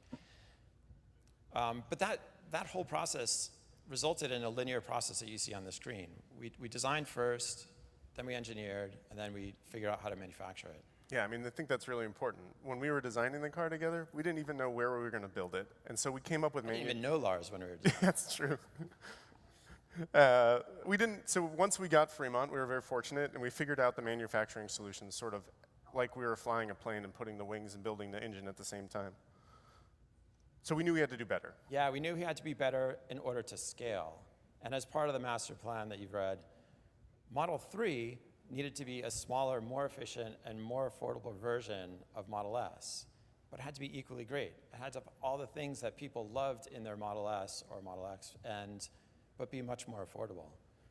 And so we approached the process a little bit differently than the first time around. Now we had teams that we all worked together, so we were able to combine design, engineering, and manufacturing process all at the same time. But somewhere along the way, we changed the manufacturing process to be fully automated. And so we leaned into this whole new way of manufacturing a car, but we had already engineered it. So things didn't quite go as well as planned. It was an amazing product, but it landed us in production hell. Many of us who lived through that carry those battle scars. It was a great idea, but it wasn't the right timing. Like Franz said, automating something that we designed to be built manually is super hard. And we have many, many failed examples of that at the Fremont factory that we ripped out. But some of them eventually still work. This is one I actually worked on with a small team of engineers. It's still running today. And some of the engineers that came by said we couldn't do it, are no longer with the company, but it's running, and it's running faster than ever. Oh, snap. So we kind of self-imposed constraints on the design when we were doing it to be built manually, and we really didn't think about it. But despite all that, Model 3 is the best-selling EV ever. Yeah, and Model Y, which is derived from Model 3, is about to pass that. But we knew we had to improve the process further. And with CyberTruck, we designed a vehicle around a vision that actually started with the manufacturing process. And in this case, the materials dictated the design. Forming full-hard stainless steel isn't rocket science, but it sure isn't easy. And it limited the way we could do it. Yeah, absolutely. It really forced us to think about designing something in a way that you couldn't normally stamp panels, you couldn't form them in a traditional way. So you ended up with very linear bending processes that are just not in automotive kind of language of manufacturing today. But it actually created a very efficient process and one of the most dynamic designs ever, I believe. It's definitely something that's going to change the road landscape. Hopefully you guys saw it down there and you experienced it. It's definitely real. Those are real trucks. We're on our way to build them. But what that stainless steel opportunity did for us, it has let us rethink the factory footprint. We don't stamp those. That's a huge part of it. We don't even paint them. So our footprint got smaller, and we started to think about innovative ways to take those constraints and make great products. But that constraint didn't really change the end result of the truck. It's a super dynamic truck, and it has all the functionality you would expect out of any of the other competitive trucks. And the best thing about it, it's coming this year.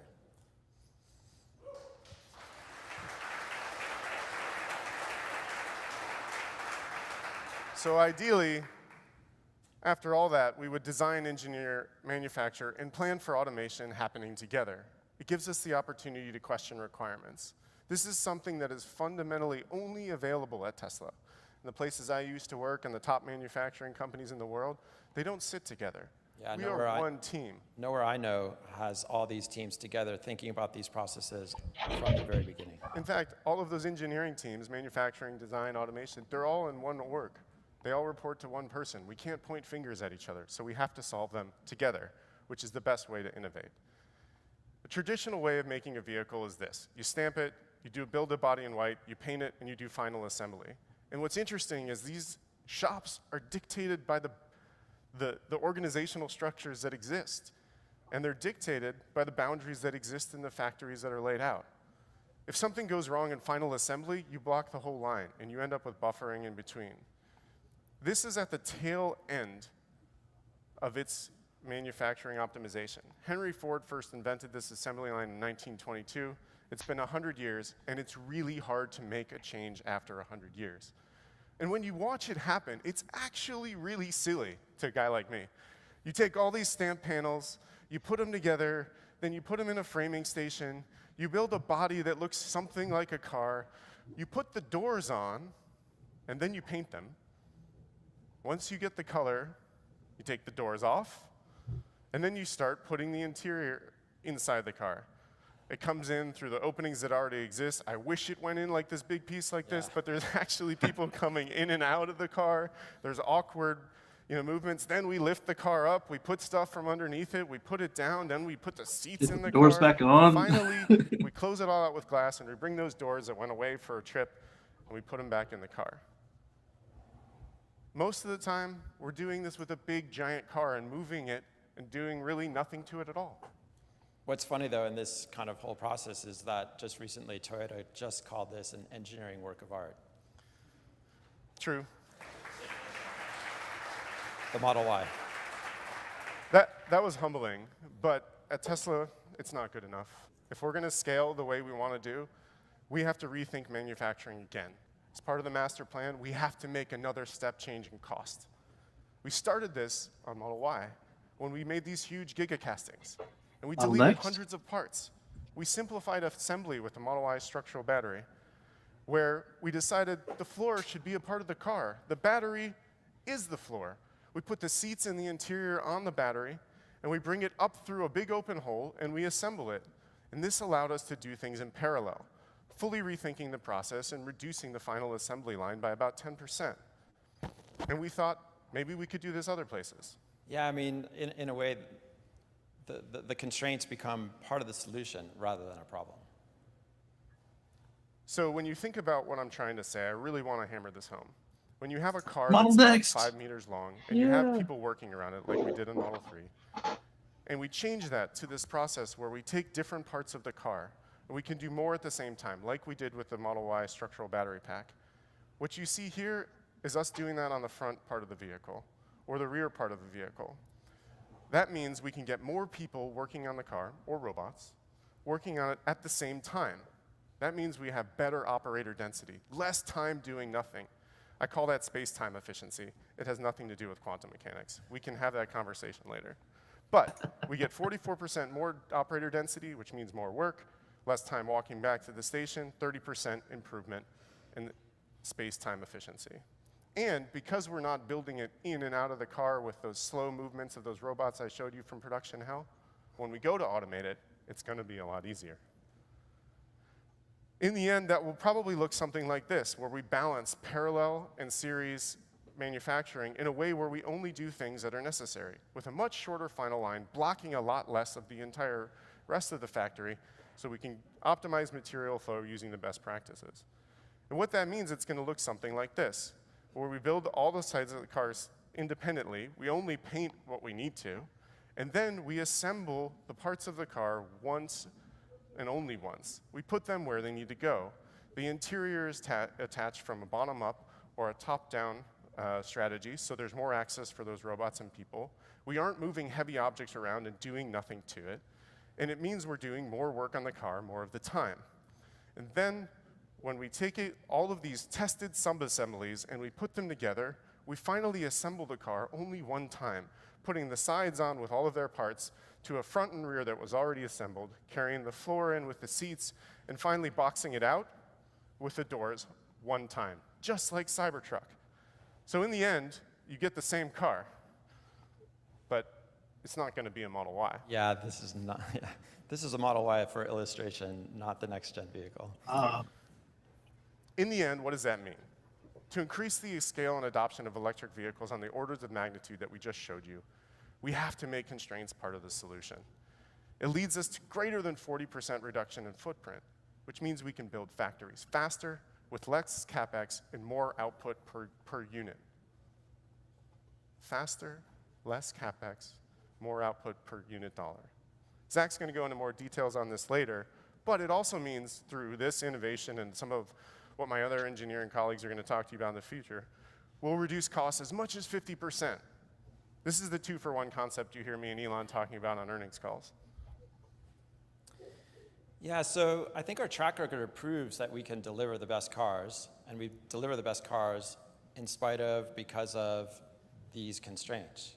And I'd love to really show you what I mean and unveil the next-gen car. You're going to have to trust me on that until a later date. He's not going to do it. And I promise we'll always be delivering exciting, compelling, and desirable vehicles. Like Another as we always tease. Have we ever not? We Yeah. always do. But what else is Tesla known for? Speed.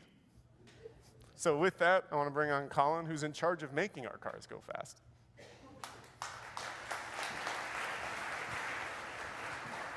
Thank you, Lars. Is this still part 2 or part Thank 3? you, Franz. My name is Colin Campbell, and I have the real privilege of leading powertrain engineering here at Tesla.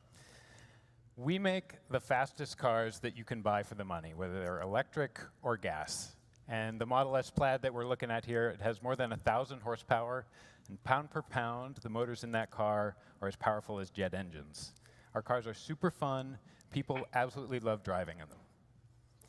And the other thing that you probably all know about our powertrains is that they're efficient. Our cars go 25 to 30% further than other EVs in our class for the same amount of efficiency. But at Tesla, efficiency means more than just reducing how much energy the cars use. It's about how we develop, how we manufacture, how we refine, and how we scale the powertrain. Now, the Model 3 and Y powertrain is a great example of this broader meaning of efficiency. So since we launched it back in 2017, we've continuously improved that powertrain and the factory that builds it.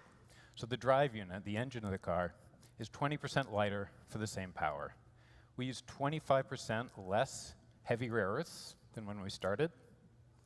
And the powertrain factory, which is behind me today, is 75% smaller and 65% cheaper than the one that we originally built.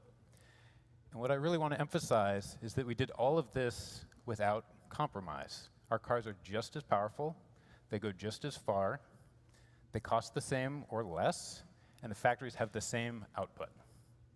So, how did we do that?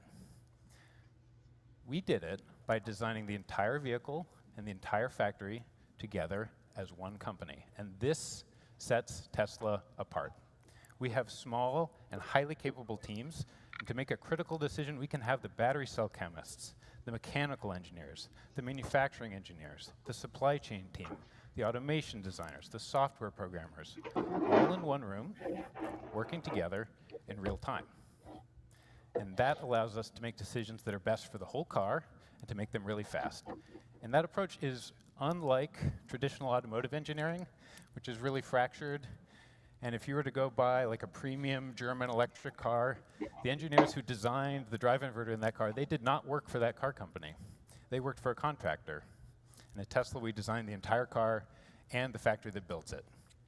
And I want to highlight a few examples of what we've been able to do in-house thanks to that unique approach. So, inside the charger of your Tesla are transistor packages, and that's at the top of your screen here. And every electron that moves you down the road flows through one of these packages. We designed our own custom package, which is what you're seeing here, and we can extract twice as much heat out of that package as what we could buy off the shelf. And so what does that mean?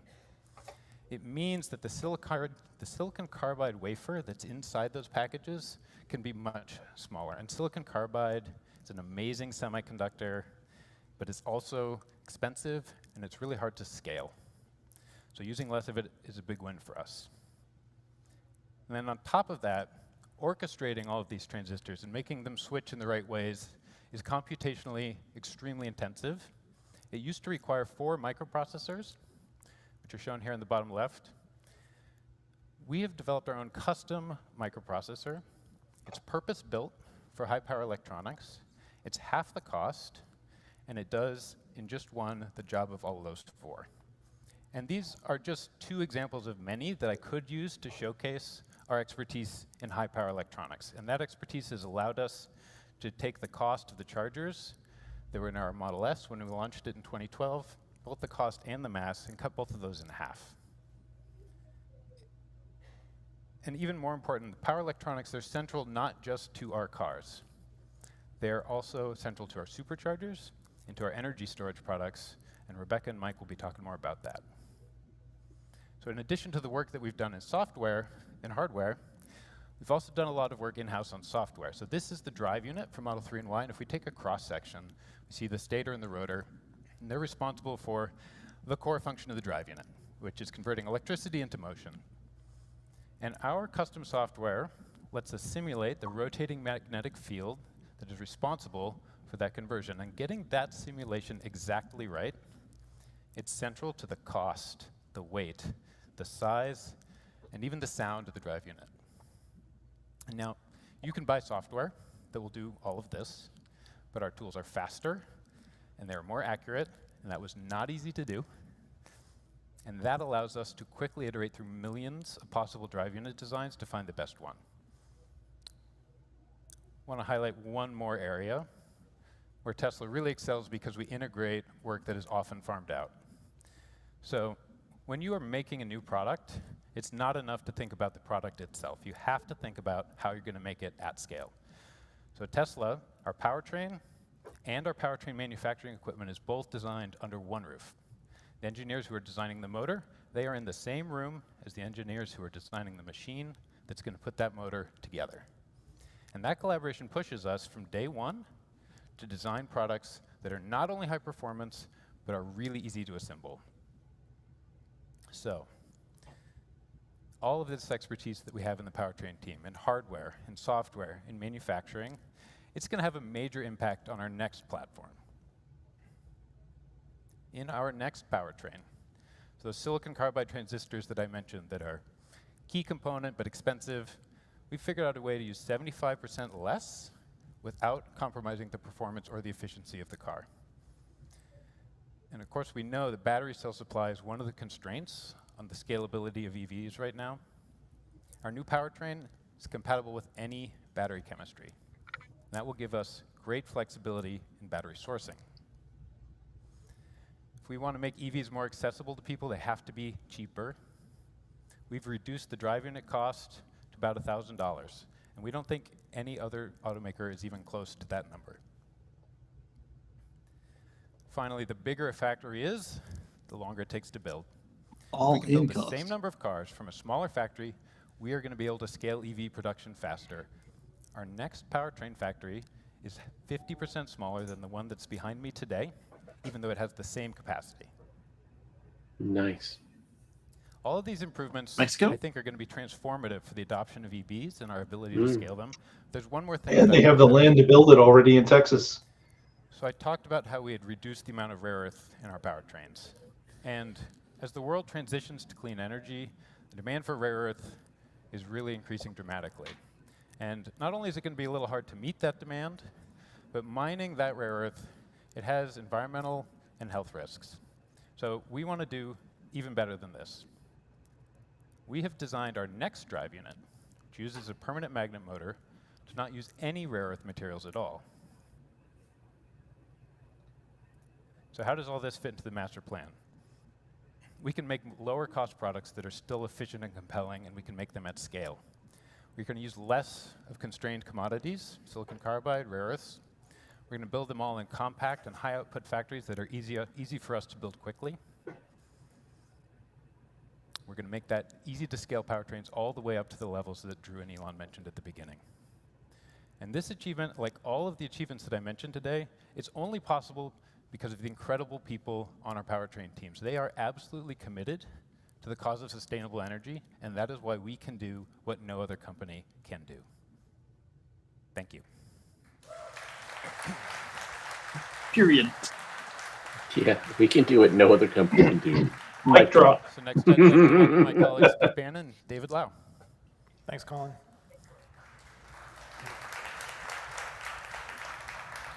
Good afternoon, everybody, and welcome to Texas. Pictured here is the low voltage system of a Model S from 2012.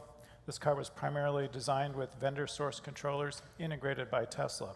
There are over 300 low voltage devices that encompass everything from the mundane, like the light in the glove box, to the complicated, like the infotainment computer, to the safety critical, like the airbags, steer-by-wire, and brake-by-wire. The low voltage harness is built from individual wires, cut to length, crimped, and inserted into connectors, a manual process that is tedious, error-prone, and doesn't scale well. Going forward, we want to reduce the size and complexity of the harness and enable automated manufacturing. These wire harnesses introduce extraordinary complications, especially in the early stages of development and bring up of a vehicle, because when we're trying to bring up this entire system and we see that it's not working properly, we don't know whether it's a problem with the software, with the controller, the processor, any of the endpoints in this entanglement of wires, and so we have to go and debug everything all at once, and Pete's going to tell us about how we're going to make it better. Mm-hmm. So I'm going to talk briefly about a few things that we've changed over the years since the Model S. With the Model 3, Tesla started designing an increasing share of our controllers by merging controllers together, and we were able to simplify the design with a significant reduction in wire count and weight. Going from S to 3, we reduced the wire harness by 17 kilograms compared to Model S. And this is a pretty big deal. And just to put that into context, our VP of Engineering, Lars, will deliver a bottle of your favorite spirit to your desk if you manage to save a kilogram of weight from the car. So this improvement cost him quite a lot. Did we skip one? Yeah. Paid in Model liquor. 3 controllers were enhanced and built into Model Y. Those improved controllers were then moved back into Model 3 when we introduced the heat pump. At that point, we had shared controllers across both cars, which helped simplify our supply chain. Those Model 3 and Y controller designs were then updated and enhanced for the new versions of Model S and X that we introduced in 2021. For CyberTruck, we are now designing 85% of the controllers in the car. For the next gen platform, we're going to finish the job and be designing 100% of the controllers to give us full control of the design and the supply chain at the component level. Having full control of the supply chain at the component level has been critical to Tesla over the last few years, as the supply constraints have hampered our ability to build cars. And with that control comes control over all the software, which enables us to develop features and functionality that we never even dreamed of at the time we designed the hardware. So that's why you see software in your cars getting better and better over time in ways that we didn't even think of when we designed the hardware in the first place. Mm-hmm. Yeah, Sentry Mode is one of my favorite last-minute changes. One of my favorites. With the introduction of Model 3 in 2017, we deleted relays and fuses from the car in favor of e-fuses. E-fuses replace moving parts with solid-state transistors. They provide fine-grained control of the power system to software and allow software to do advanced things like load shedding in the car under adverse conditions. E-fuses also allow for software-controlled retries for transient faults, and they allow for detailed monitoring of the power system over time. Yeah, the theme you hear a lot about today is software-controlled hardware. And when I think about that in my team, software-controlled hardware is fundamentally about being able to sidestep what otherwise would have been static trade-offs between one attribute or another in a piece of hardware. We are able, with software, to instill intelligence, context awareness, and context-specific behavior into what otherwise would have been a piece of hardware that had to get optimized for one type of scenario. We get more of everything. In 2022, we completed the transition from lead-acid batteries to lithium-ion batteries, and which use a new toolless connector. We expect lithium-ion batteries to last for the life of the car, so don't expect anyone to wake up to a dead battery ever again.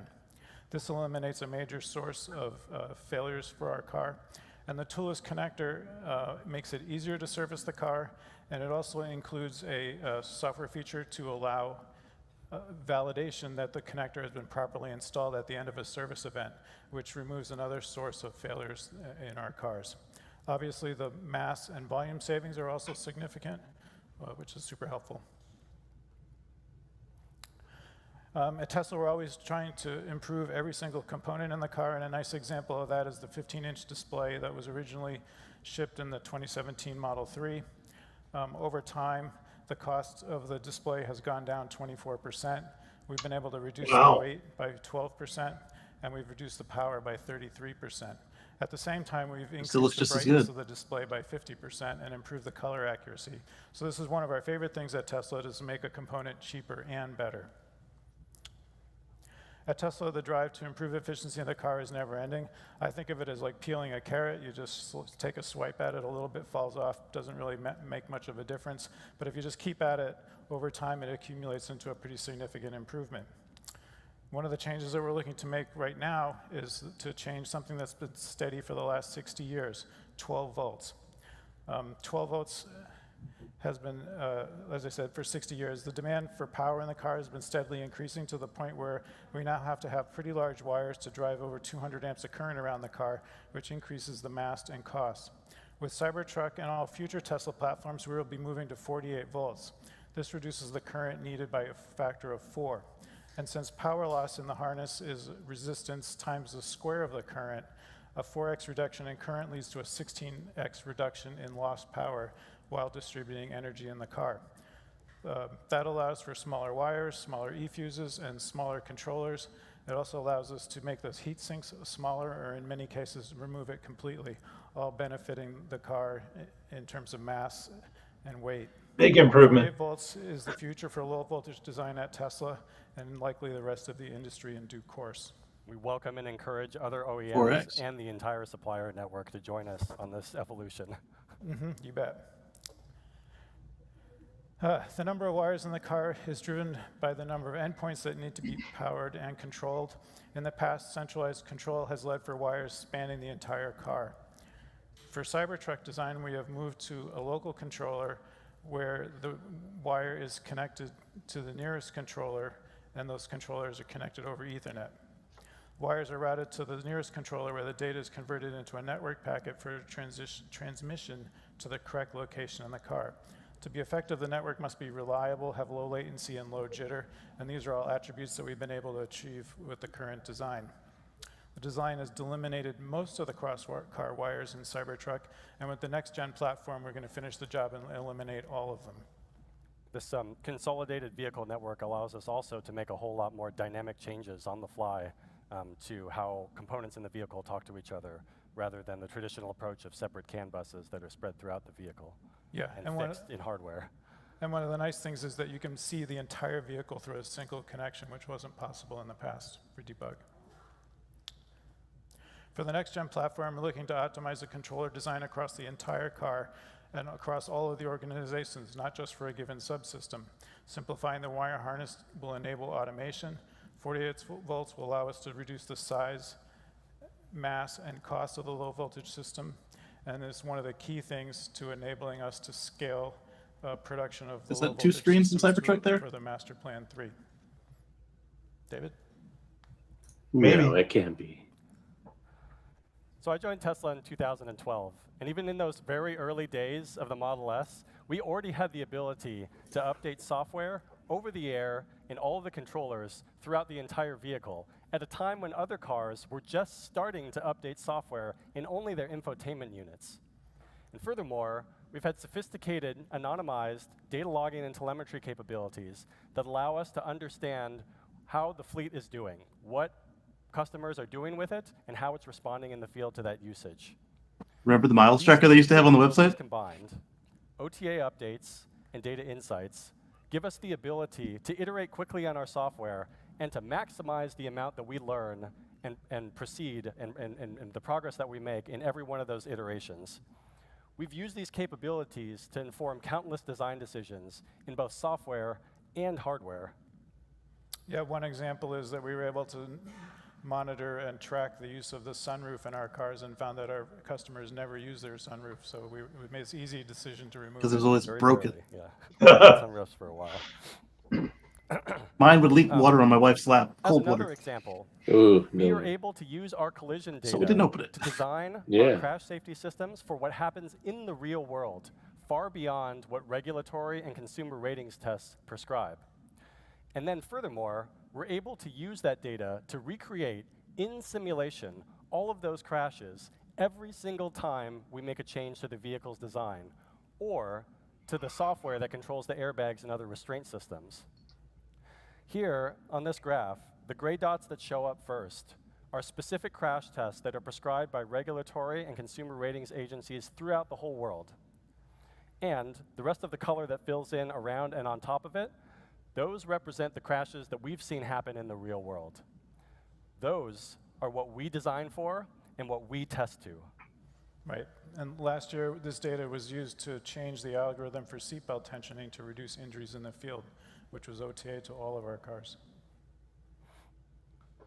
Here are a few statistics that demonstrate how staggeringly quickly we gain new insights from the anonymized data that we've received from the fleet every day.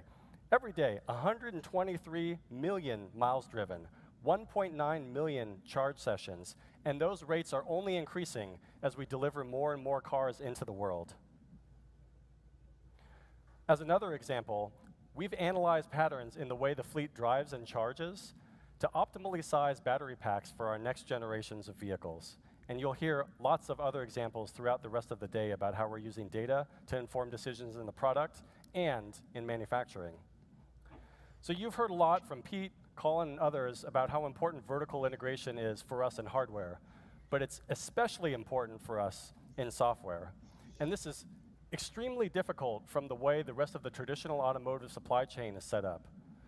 In most situations, all the controllers in the car are delivered by different Tier 1 suppliers, whose software is written by Tier 2 suppliers, who farm some of that software out to different Tier 3 suppliers, and so on and so on. Making a change that spans multiple components takes months of coordination before any work can even start. And furthermore, integration of software in the server side with what's happening in our vehicles has always been a core part of our DNA and enables us to do things that nobody else can. Most engineers think about the vehicle as a complete, consolidated, fully contained system.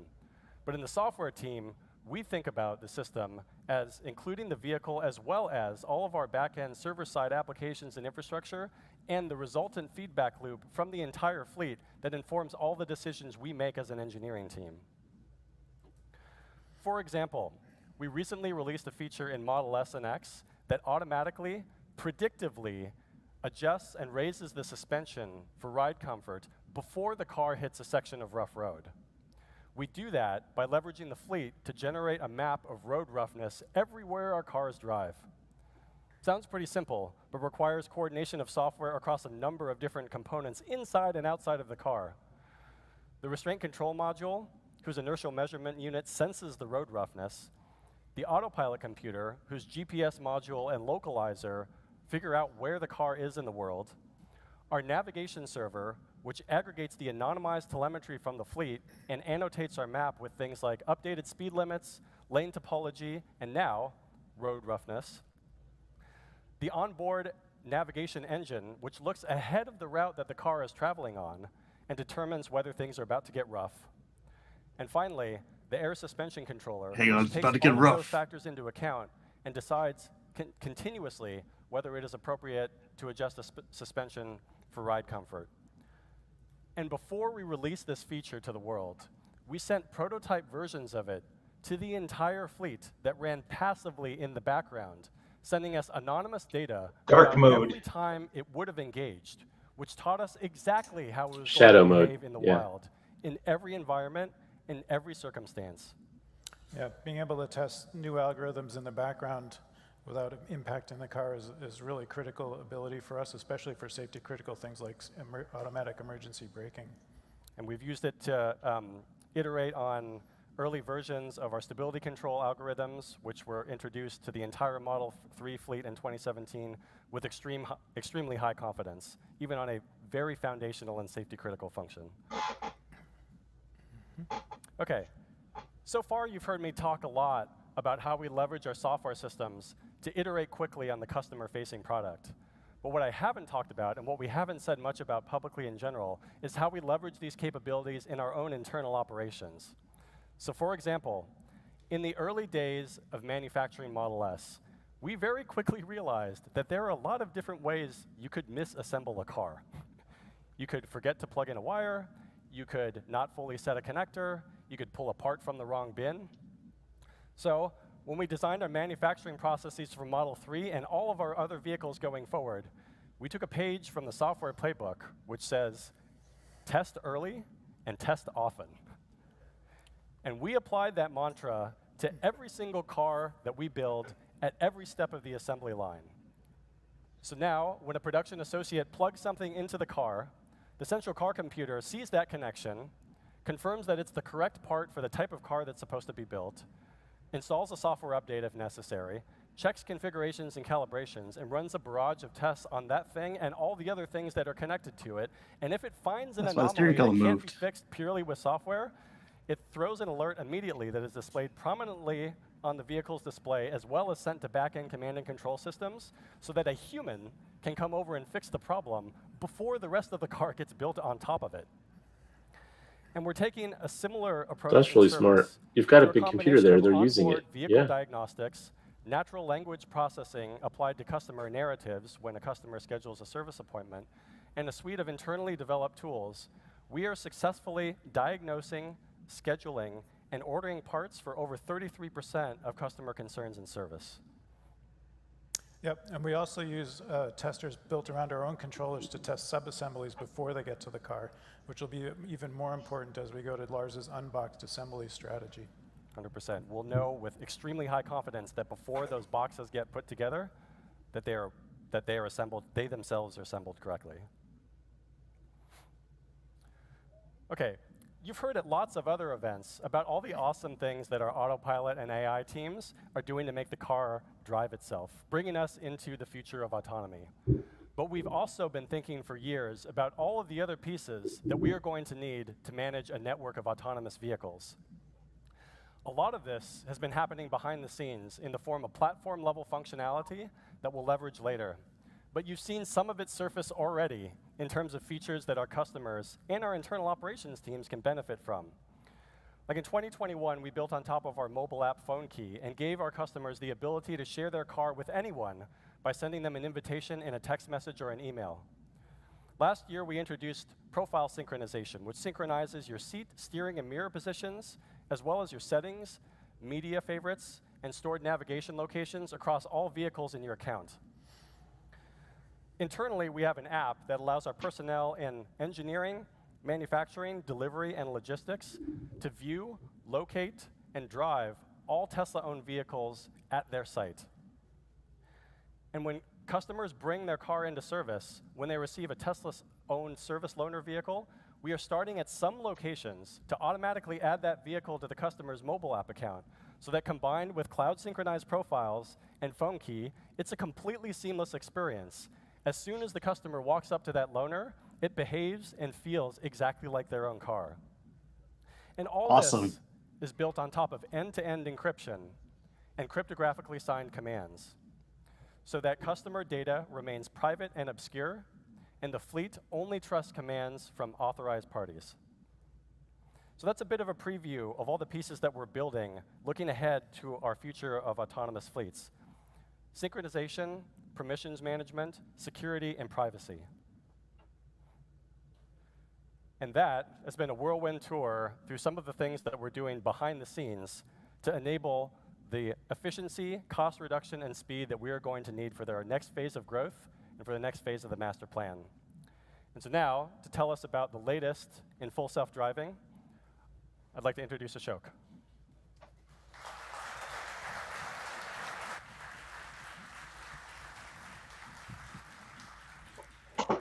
Thanks, David and Pete.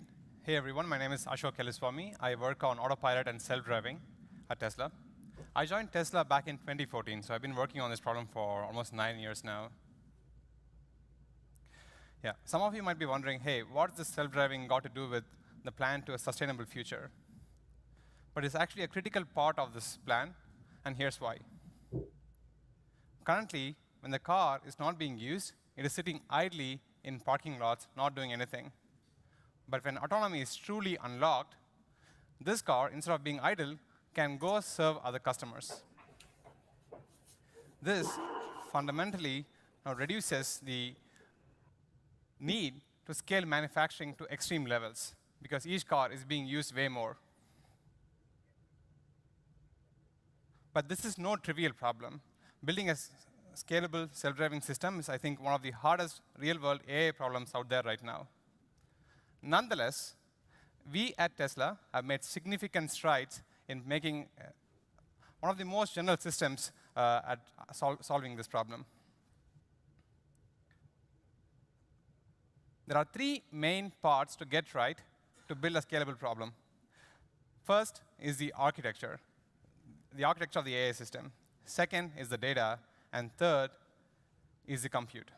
We'll start with the architecture. At Tesla, we are betting on AI, machine learning neural networks to help us build a general vision and planning system. In the early days, we used to have single camera, single frame neural networks that produced some outputs. These were stitched together in some post-processing steps for the planner. But this was very brittle and was not leading to great success. So what we did in the last few years is transition most of our stack into this multi-camera video neural networks. These neural networks take in the live feed from the car in real time of the 8 cameras in the car and produce a single unified 3D output space. There are many tasks that we produce, such as their motion, lanes, roads, traffic lights, what have you.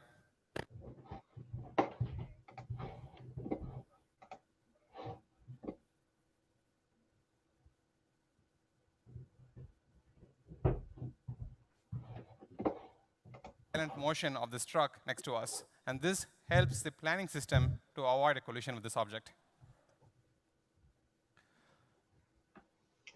Some of the tasks, such as lane connectivity, are more complicated to model using naive methods in computer vision. So we don't stop at the computer vision techniques, but we reach out to techniques in other areas, such as language modeling, reinforcement learning, to model this task. This is similar. These networks use similar techniques such as transformers, attention modules, autoregressive modeling of tokens, similar to what large language models like ChatGPT do out there. With such an end-to-end system of solving perception, we have really removed the brittle post-processing steps and produced high-quality outputs for the planning system. Even the planning system is not stuck in the old ways. It is now starting to use more and more AI systems to solve this problem. The neural network-based planners are needed especially in complicated urban planning when there's a lot of other objects interacting with us. This is, for example, an intersection where we have to turn left while yielding to crossing objects and to the pedestrians crossing the road. We have to do this both safely and smoothly while respecting everyone's right of way and preferences. If this was done naively, each configuration would take 10 milliseconds of compute, and there are easily thousands of configurations to reason about. This would not be feasible using traditional compute. But using AI, we have packaged all of this into a 50 millisecond compute budget so it can run in real time. The second big piece of this puzzle is the data. This is where Tesla has a unique advantage because it can tap into the fleet to access the exact data that can fix the problems. But raw data is not sufficient. In order to train these networks, you need labeled data. You need labels to supervise the networks. And if you only depended on the human labelers, this data would be too tiny to train these large multi-camera video modules. We need lots and lots of data to train these networks. Hence, we have built a sophisticated auto-labeling pipeline that collects data from the fleet, runs computational algorithms in our data center, and then produces the labels to train these networks. Here, you are seeing a 3D reconstruction that is happening by collecting various clips from different cars in the fleet and assembling them, all of them together into a single unified representation of the world around the car. You can see all the lanes, the road boundaries, curb, crosswalks, even the text on the road being accurately reconstructed by these algorithms. We don't have to stop at this kind of reconstruction. Once we have this base reconstruction, we can build various simulations on top of it to produce an infinite variety of data to train for all the corner cases. We have a capable simulator that can synthesize adversarial weather, lighting conditions, and even the motion of other objects to test all the corner cases that might even be rare in the real world. Here's an example of why this data is critical and how we can solve problems using data. So back in the days, for example, in this case, we had some false braking where we thought this car that's actually parked there was going to move into our path, and hence we were precautiously braking. But it is unnecessary because the car is truly parked. So how can we solve this? What we did was we mined the fleet for similar cases where the car had false braking due to some parked car. We added 14,000 videos to our training set. And then once we train the networks again with this new data, it now correctly understands that, OK, there is no driver in this car, hence it must be parked, so then there is no need to brake. And this is right, a camera can see that a driver, LiDAR is not on the going right to. side, you can see that every time we add data, the performance. We'll have to add for self-driving cars next because they won't have a driver. Every kind of task that we have in our system. And this is what we call as data engine. We identify challenging cases, such as the one you saw earlier. There could be other different types of challenging cases too. We mine the fleet for such data, put it through our auto-labeling system, and produce the labels, add it to the training set. And once we have the newly trained models, we deploy them to the fleet. If we rinse and repeat this process, everything gets better and better. The final critical piece is the compute. In order to train these large models in a reasonable amount of time, you need lots of compute. In addition, compute is also required to produce the labels automatically. This is just compute in our data centers. In addition, we also have high computers in the car, which can run up to like 150 teraops of compute. On the back end, we have a 14,000 GPU cluster, and roughly 30% is used for auto-labeling, and the remaining 70% is used for training. We also have a 30 petabyte of video cache, and this is growing to 200 petabytes. All of this is going to significantly increase once we bring Dojo, which is our training computer, on board into this. Just to give a reference, just the occupancy networks that you saw earlier use 1.4 billion frames to train these networks. We have already shipped our FSD beta software to pretty much everyone that has bought it in United States and Canada. This amounts to roughly 400,000 customers who can turn it on anywhere, and then the car would attempt to drive to the destination. It's still supervised, but it can already handle turns, stop at traffic lights, yield with other objects, and generally get to the destination. We have observed that people who use FSD are already 5 to 6x safer than the US national average. Like I mentioned earlier, the solution to scalable FSD is getting the AI architecture, the data, and the compute just right. And we have assembled a world-class team to execute on this. We're pushing the frontier on these 3 items, and as we improve the safety, the reliability, and the comfort of our system, we can then unlock driverless operations, which then makes the car be used way more than what it is used right now.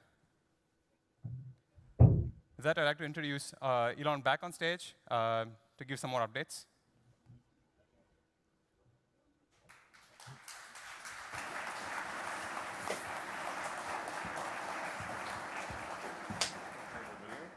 Yeah, this next slide is video.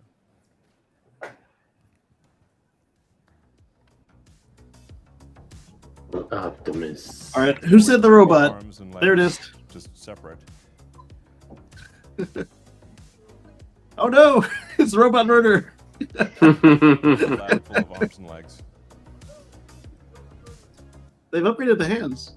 Yeah. Robots working on robots.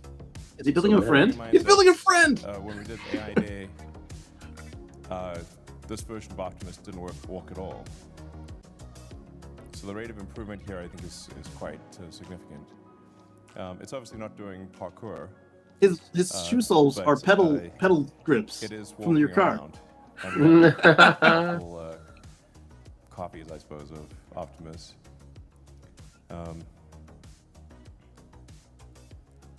The thing that I think Tesla brings to the table that others don't have is that we have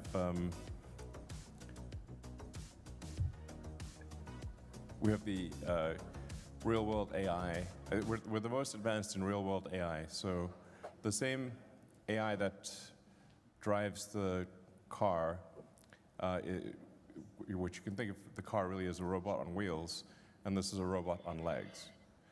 So as we solve real-world AI, and I don't think there's anyone even close to Tesla on solving real-world AI. That same computer and software goes into Optimus.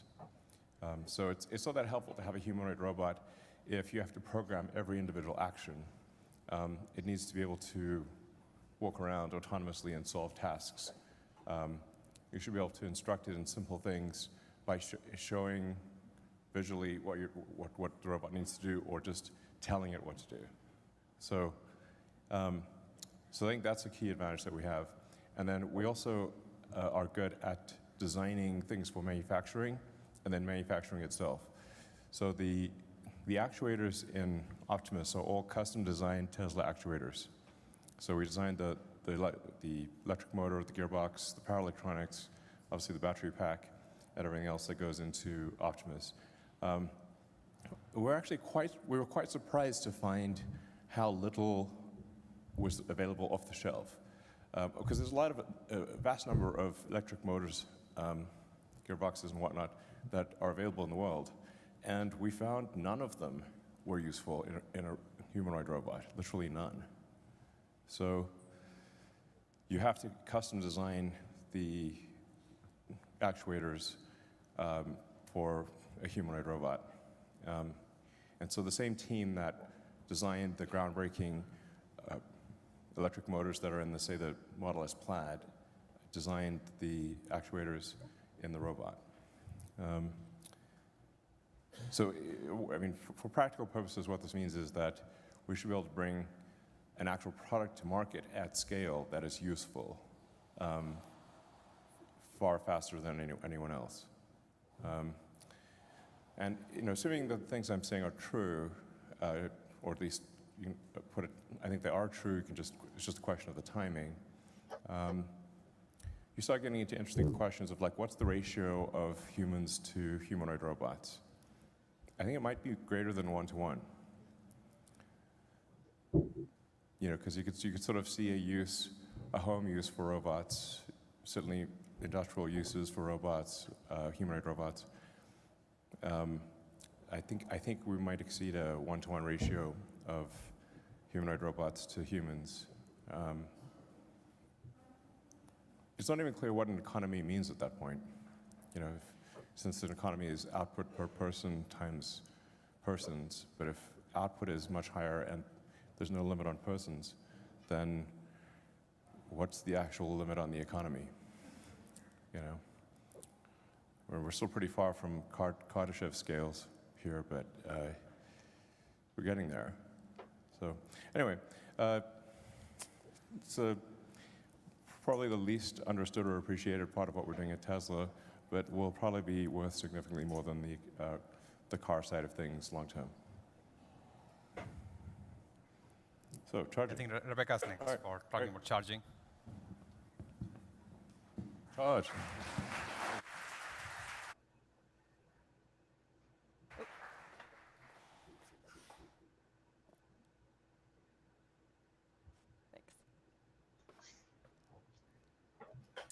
Hi there. My name is Rebecca Tanucci, and I lead our charging infrastructure teams here at Tesla. And at Tesla Charging, we have understood since day one that a great charging experience is the linchpin to electric vehicle adoption. And that understanding has meant that we've always taken a holistic approach to charging. That's a word that you've heard a lot here today, but what it means for charging is that we've considered every use case. We think a lot about what it means to charge at home, even if that home is an apartment or condo. And we spend a lot of time thinking about what does it mean to charge away from home, including if that's for daily commuting or if you're going on a road trip. And this holistic approach has led to some pretty incredible results. In 2022, we provided 9 terawatt hours of charging across our various charging methods.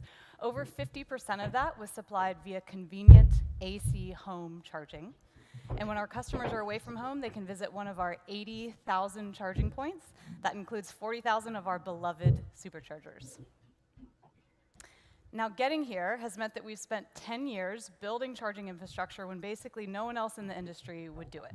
And while we certainly have a lot of areas that we want to improve, those 10 years have afforded us the opportunity to get pretty good at charging. First, we have the industry's lowest deployment costs.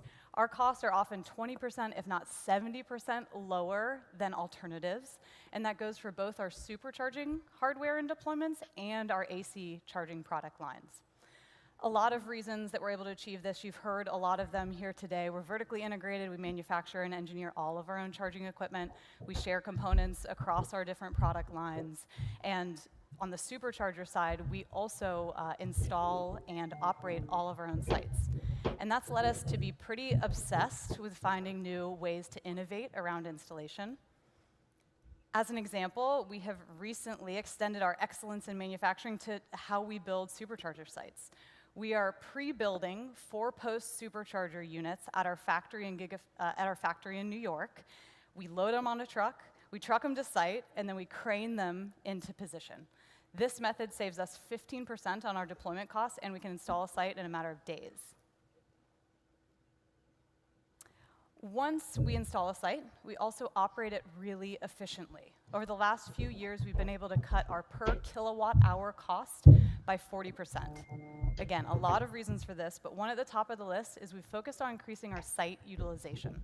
Site utilization is just how many sessions or kilowatt hours can we push through a site or a post. And basically doing that allows us to spread our cost over more sessions, thus lower cost per kilowatt hour. But of course, that's easier said than done, because when we push up site efficiency, of course, the risk is that we have a poor customer experience and we have wait time at our sites. This is where Trip Planner comes in. Trip Planner is our in-vehicle routing or navigation system. Other electric vehicle manufacturers, well, some of them have vehicle side data. Other infrastructure providers have site data, but at Tesla we have both. And what that allows us to do is to use Trip Planner to route vehicles towards available sites and away from congested sites so we can balance our utilization without risking wait time. And the results speak for themselves. Over the last few years, we've been able to drive up site utilization by 30%. That means lower per kilowatt hour cost, while also cutting our wait time in half. And we think this can get even better. Today, we're feeding Trip Planner with real-time site information and information about vehicles currently at sites. Going forward, we'll be moving that to projecting site occupancy based on the understanding of what vehicles are currently routing to those sites. And ultimately, our vision for Trip Planner is that it's the air traffic controller for electric vehicle charging across all infrastructure on a global basis. And the last thing we focused on to get here is quicker charge times. We're really proud of what we've been able to accomplish here. We've shaved off 30% of our charge time, average supercharging site time, visit time, over the last few years. This has taken improvements on the hardware side, with our software, on our vehicles, and on our infrastructure, and we're really excited to continue pushing this trend down. Looking forward, the job does not get any easier. As you heard earlier, we aspire to a fully electrified global fleet. That fleet, from an industry standpoint, needs 9 petawatt hours of charging on an annual basis. And while Tesla charging certainly doesn't have to supply all of that, it does require that, for our part, we have a few new focuses in order to scale. First, if you want a fully electrified global fleet, all of those vehicles have to have a great and reliable charging experience. So, as many of you know, recently we have started opening up our networks on a global basis. Over 50% of our superchargers in Europe are currently open to other electric vehicles. We've also opened up in Asia Pacific with our first sites in Australia. And just yesterday, we opened our first 10 supercharger sites here in North America and the US to other electric vehicles. You can check Magic Dock off your bingo card. To be able to make this a really easy experience for our new customers. All you have to do is sign into our Tesla app to unlock a post and start charging. We've also, on physical site changes, we've also added hardware to our sites. They're called Magic Docks. And basically, that is installed in areas where we have different charging standards, and they allow for other electric vehicles to come to our site without having to bring their own adapters or hardware. North America. We've also just started installing our 4th generation supercharger posts. Those are being installed in Europe first. And while it's not a big mention, not a big thing to mention, they do have longer charging cables so that we can more easily reach the charge ports of different vehicles. Gen 4 post or Gen 4 charging? The second thing we need to make sure we do when we talk about scaling all of this charging infrastructure is we need to make sure that it's powered from renewable sources. We're very proud that over the last 2 years, we've procured enough renewable energy to offset the amount of charging we've provided to customers. But as we look forward and we talk about this fully electrified fleet on a global basis, we really want to make sure that the demand for charging more closely follows when renewable sources are available. Now, this chart is on an aggregate basis for the US, and it varies based on what your renewable generation sources are locally. But basically, what this shows is we want to kind of move that charging curve, and for solar and wind in this example, it means more daytime charging. And we think the best way to go towards daytime charging is to install AC charging that is convenient and low cost everywhere vehicles are typically parked throughout the day. So that's really the plan. While supercharging and home charging definitely stay a big part of the puzzle, our teams are currently scaling to install AC charging everywhere vehicles charge during the day so we can power them from renewable sources. So summing it up, while we've spent 10 years installing infrastructure that is low cost, it's efficient, and it provides a great customer experience, we're really just getting started when we talk about supporting Master Plan Part 3. We've got to scale capacity on an industry-wide basis to 9 petawatt hours on an annual basis. We've got to open up to non-Teslas and make the charging experience for everybody really great. And we've got to power all of this via renewable sources. And one more thing, yes, we've got to scale our infrastructure, and yes, we want to power it via renewable sources, but we're Tesla, so we also want to make sure that we're continuing to focus on providing really incredible charging experiences. With that, I want to welcome up our leaders of supply chain, Roshan and Karn, to talk a little bit about that topic.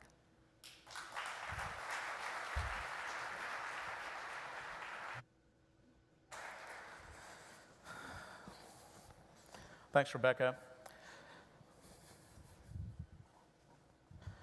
Hi, my name is Karn, and my team leads supply chain for electronics powertrain and battery at Tesla. And we've also got responsibility for indirect purchasing, construction procurement, and warehousing and distribution. Hi, my name is Roshan. I've been with Tesla for over 14 years. My team manages vehicle commodities, solar, logistics, planning, and capital equipment. 10 years, forgot that. So today we wanted to provide you a quick overview of Tesla's supply chain and what really separates us from the typical automotive supply chain. As you've seen in presentations prior from Pete and Drew and some others, Tesla designs a lot of the subcomponents that go into our vehicles. So we're not buying things that are off the shelf from suppliers. So supply chain is not purely a commercial relationship as it is in most other companies. We actually have an arm within supply chain called Supply Industrialization Engineering. And the burden of taking a drawing, a design from concept and turning it into thousands of products produced at the right cost and at the right yield falls with this group. Of course, they work very closely with design engineering. But really, the level of detail that our engineers get involved in terms of building the capability of the suppliers is pretty detailed. So, once we get a new part, naturally, with electric vehicles, a lot of the supply chain doesn't exist. Our engineers would basically take the drawing, turn it into a manufacturing concept, do the equipment selection, and physically go to the supplier and stay there for weeks or months, however long it takes, to basically do the line bring up. Once the line is brought up and we're hitting the right rate, the right quality, at the right yield, then we work on things like automation and yield improvement and those types of activities. So there's a big group of mechanical, electrical, industrial, you name it, engineers within supply chain, and it's their responsibility to take care of this.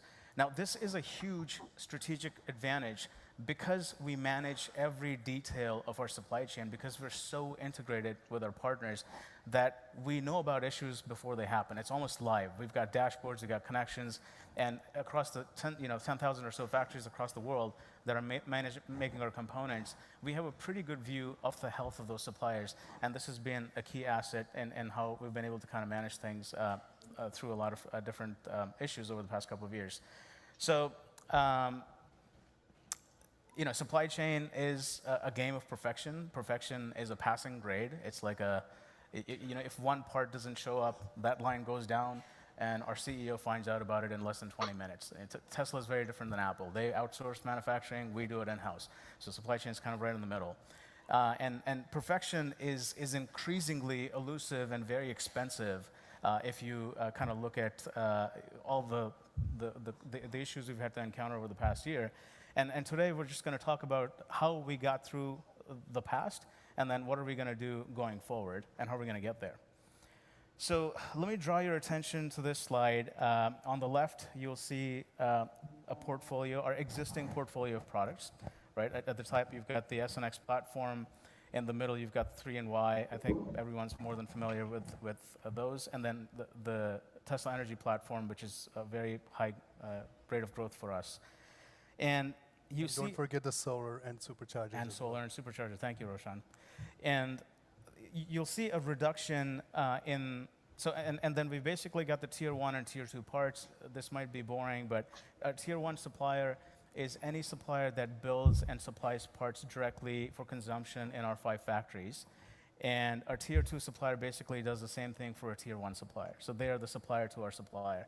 And depending on the supply chain of any one of these products, this can actually go down to the tier 6 level. So for example, if you're talking about the battery cell, we really get involved with the mines of like where we're procuring the lithium, the cobalt, and all that sort of stuff because we're procuring such high volumes of it. So you'll see a reduction in the number of parts on the S and X platform to the 3 and Y platform. And this is because of the great work our design engineers have done of making the car simpler and easier to manufacture. In parallel, we actually had a similar strategy in supply chain. We had cast a wide net to a lot of suppliers for the S and X platform. There was a lot of suppliers that we invited to partner with us. And we used that platform as sort of a filter to see which suppliers have the technical, financial, and cultural capabilities to match us, right? Who do we invite to the party when we really scale things up? And we really dramatically reduced the number of suppliers that we were dealing with for the 3 and Y platform. And this is an approach we'll continue to do for future platforms as they come along that are even more high volume. So this has really been our approach. It's made things a lot easier, and we could figure out the suppliers that were capable of moving at our pace, and then the ones that didn't have the desire to or the capability to. You need both desire and capability. Secondly, the complexity on the tier 2 level is very high, right? These are the suppliers to our suppliers, and there are a lot of components. So think about silicon, think about resistors, capacitors, diodes, all the little assemblies. All the raw materials. Raw materials, that's even further down. Yeah. But all these little sub-assemblies that have to come into Tesla, the complexity is immense. So even though at the tier 1 level we're talking about 8,000 parts total, it seems like a lot, but it's not a lot. The management of the tier 2 is really where we excel. And I'd like to illustrate that with an example. Meet the car computer. Very innocent sounding name, and it's anything but. This is an absolute monster to manage. So I think you've all seen the picture on the left of the autopilot board. That's the top of the autopilot board. The autopilot board also has a bottom, and the bottom is populated heavily with components. On the other side of the heatsink, you've got the MCU, the multimedia cluster board. This board is equally complex. It's also double-sided, 8-layered. And these boards, these computers run so hot at peak operation that they have to be liquid-cooled through a heatsink. So this assembly requires taking those 2 boards and then bonding them to a heatsink that's hermetically sealed as an assembly, of course, flashing the software and all that sort of stuff. And then that's one part number that comes to Tesla. So this is an example of one tier 1 part number. That's a very complex assembly to manage at the tier 2 level. And there's more than 7,000 components here. There's as we stand here, a component's being assembled onto a car computer every 1.4 milliseconds. The line that builds this computer is the length of a football field. So it's quite complicated. And initially, when we first started building this board, due to the complexity of it, we had to rely heavily on labor. But once we dialed in the quality, the rates, and the yield, we started focusing on making this more efficient. The only way to control cost is by removing labor. The first step is removing labor. The second step is fully automating. The third step is turning off the lights and letting the factory run, ideally. And that's going to be the goal for us here. So 95%, but our work is not done. We're going to be going a lot further than this. So this illustrates the point that a part is not a part. A part has a lot of complexity underneath it. Supply chain is a game of multiple tiers. And what's made us successful is our involvement in all the details with our supply engineers that are Tesla employees. They're Tesla supply engineers. So they're like on our payroll that go and ramp up these capabilities that are suppliers. And then just managing each and every attribute of it. 7,000 a day through the chip shortage, through the pandemic, through all the other stuff that we had to deal with, was very difficult to manage. But because we had all the details, we were able to pull this off. Of course, supply chain is not just about parts. It's also about logistics and a lot of other things. So I'll hand it off to Roshan for sharing some stats. Yeah, so talking about inbound complexity, just over the course of just last year, we moved about 16 million pallets from our suppliers to our factories. Just to visualize that, if you put those pallets side by side, it could cover the half the circumference of the Earth. And talking about, again, the tier 2 complexity, over 1 billion electronic components get moved every week to support the production that Karn and team manages. This is right now, 1 billion components a week.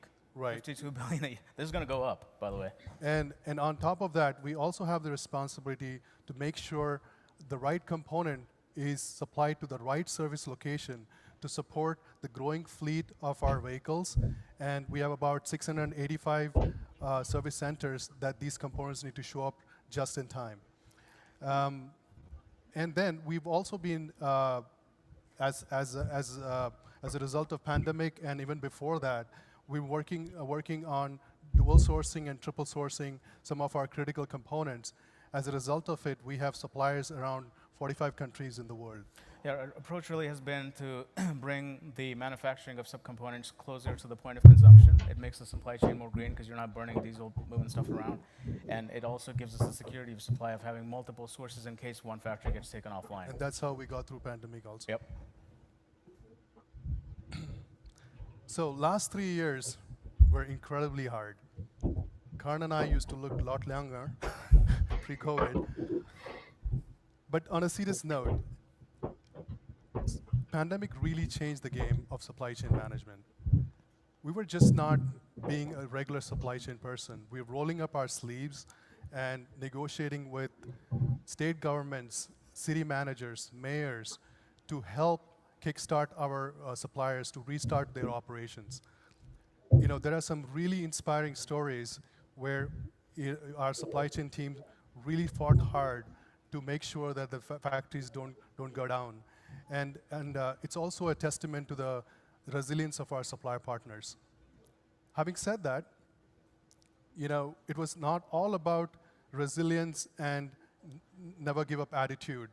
We had also laid the foundation of having dual sources, and also, you know, in many instances, we had many, you know, things that we had simplified, the parts that we had simplified, the supply chain design that we had simplified, due to which we were able to get through the pandemic in much better shape than rest of the automotive. It forced us to adapt. You know, Right. we encountered issues one at a time. It was really a team effort. We heavily relied on the government relations team. You literally had to, the COVID pandemic, as you're aware, you know, happened in different countries at different times. But unfortunately, you need all the parts to make the car. So at any given point, there was one factory that was lying down. There was Right. one jurisdiction that was being, you know, that didn't want to. They wanted to shut down a factory because you had an outbreak. So learning the rules, understanding, coming up with argument points, leveraging the team, and getting those. It was a difficult but good experience. Exactly. We learned a lot. Yeah, and as we were just figuring out to work with COVID, then the port congestion hit on the West Coast. Logistics lead time went up by, you know, twice the amount, and we were operating with less than 35% accuracy in the system. That means at any given point, the ETAs of the vessels were 75% off. So we figured out how to work with that, and then the chip shortage hits. Yeah, the chip shortage. That was a nightmare. But we got through it. I mean, you know, I think it's a testament to the tenacity of the team and the resilience of our supplier partners. It's mostly behind us, and I think the results speak for themselves. Tesla was able to grow production volumes at a time where the rest of the industry had a hard time staying flat. I think they shrunk, actually, cumulatively. And you know, we're often asked the question, how do we manage through it? And the answer is very much kind of baked through the presentations today. First, we design our own electronics. So in order to control cost, we really had to go and build relationships with all the tier 2 suppliers to negotiate them directly. So these relationships were formed, you know, over 10 years ago, and we've really gotten to know them well. So when a shortage hit, we knew, you know, who to escalate to, who to call, who to ask for help, and really kind of swarming the issue at the point of constraint. So the best team, you know, strong relationships with vendors, and then we also have a pretty sophisticated capacity planning function. Tier 2 capacity needs to come on earlier than Tier 1 capacity. Tier 3 capacity has to be even earlier. And our team does a very good job of having that strategic alignment with all our partners to make sure that the capacity is ready before we need it. We're a mission-based company. Our goal is to put as many EVs out there. We did not let the pandemic phase us. We were full throttle. And it was pedal to the metal in terms of our demand signal. That also helped. The silicon industry has very long lead times. They invest billions of dollars in sophisticated fabs that take years to build. So that stability and demand is something they appreciated, and it's something that is very, very much a Tesla thing. Full lightning pedal, come on. This was looking back, right? This is how we got here. This is how we got from 0 to 40,000 cars a week. Let's talk about how we get to 20 million. So the question gets asked, you know, is Tesla going to basically break the chip industry if we grow to 20 million vehicles? The answer is no. But let me walk you through a logic on that. So as it stands right now, a Tesla enabled with a full self-driving computer has 4 times the silicon content of a regular vehicle. So at about the 2 million run rate, we're consuming about 700,000 12-inch wafer equivalents. That's the industry term that's thrown around for capacity in silicon. That's how much we're using, so a little bit below 1 million. And the global wafer capacity, based on the estimates we've seen, is about 135 million. So we're about 0.5% off the industry. Not a lot. Now, if you get to 20 million, when we get to 20 million, and if we don't make any simplifications in terms of part count, which is also a separate work stream, I think Colin talked about it, Pete talked about it, we're not going to have all these different components. We're really going to simplify the architecture because simpler is better. But even if we don't do that, and we take the most pessimistic case, we're going to need 8 million wafers, okay? And the industry is going to scale to 200 million by that point. So still, we're less than 5% of the market share.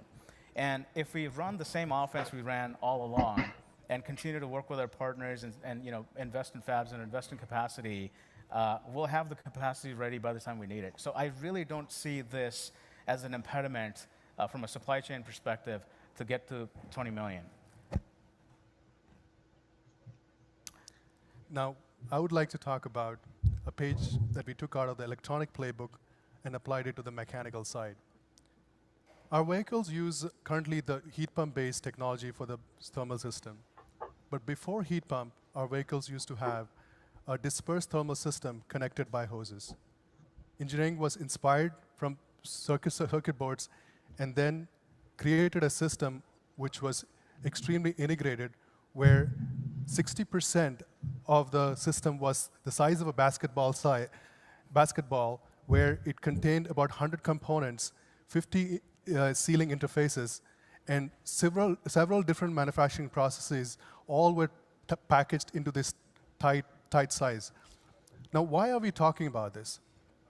Well, we launched this system right during the outbreak of the pandemic in Model Y. The team was forced to manage 100+ components from different suppliers around the world remotely. So there are 4 videos playing at the same time. One is the video of the manual line that was created when we started the production. And this manual line produced a lot of quality issues, let alone throughput.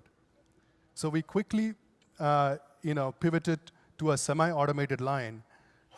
But in spite of that, although the throughput was great, the quality issues sustained. So our team decided that fully automated is the only way to go. So before we automate the line, we created a 3D simulation. Now, not many companies or teams have this capability, where at this point, now when a part gets spec'd, we have the ability to create a 3D simulation of all the complex subassemblies that would be involved in making the part, and tell the suppliers exactly what equipment to purchase, what to test, and create an end-to-end line in simulation. And that's what we did here. So with the help of the simulation, we had a very detailed subassembly cell, which was juxtaposed with the supplier's factory layout. And then we, after a back and forth of iteration and optimizing the processes, we implemented this fully automated line in less than 8 months. And the results were remarkable. 99% reduction in labor force. So a line that would need 1,000 associates to build the super manifold in full volume now just takes 10 associates. And the quality also went up by an order of magnitude. We have a defect rate of less than 0.05%, and a super manifold rolls out every 7 seconds because we have created many automated lines. And these factories are the size of 2 football fields, by the way. Roshan had to one-up me on that one. 99% 2 football fields. So why are we talking about this?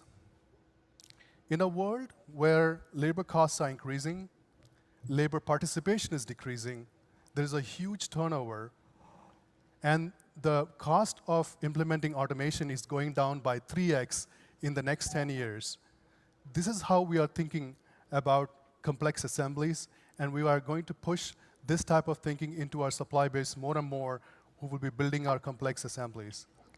this is the only way we think we can confidently scale to the 20 million vehicles target.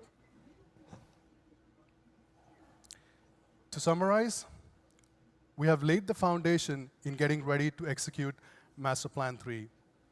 Our strategy is supply chain design simplification. We are going to make sure that we have more control into the tiers of the supply chain.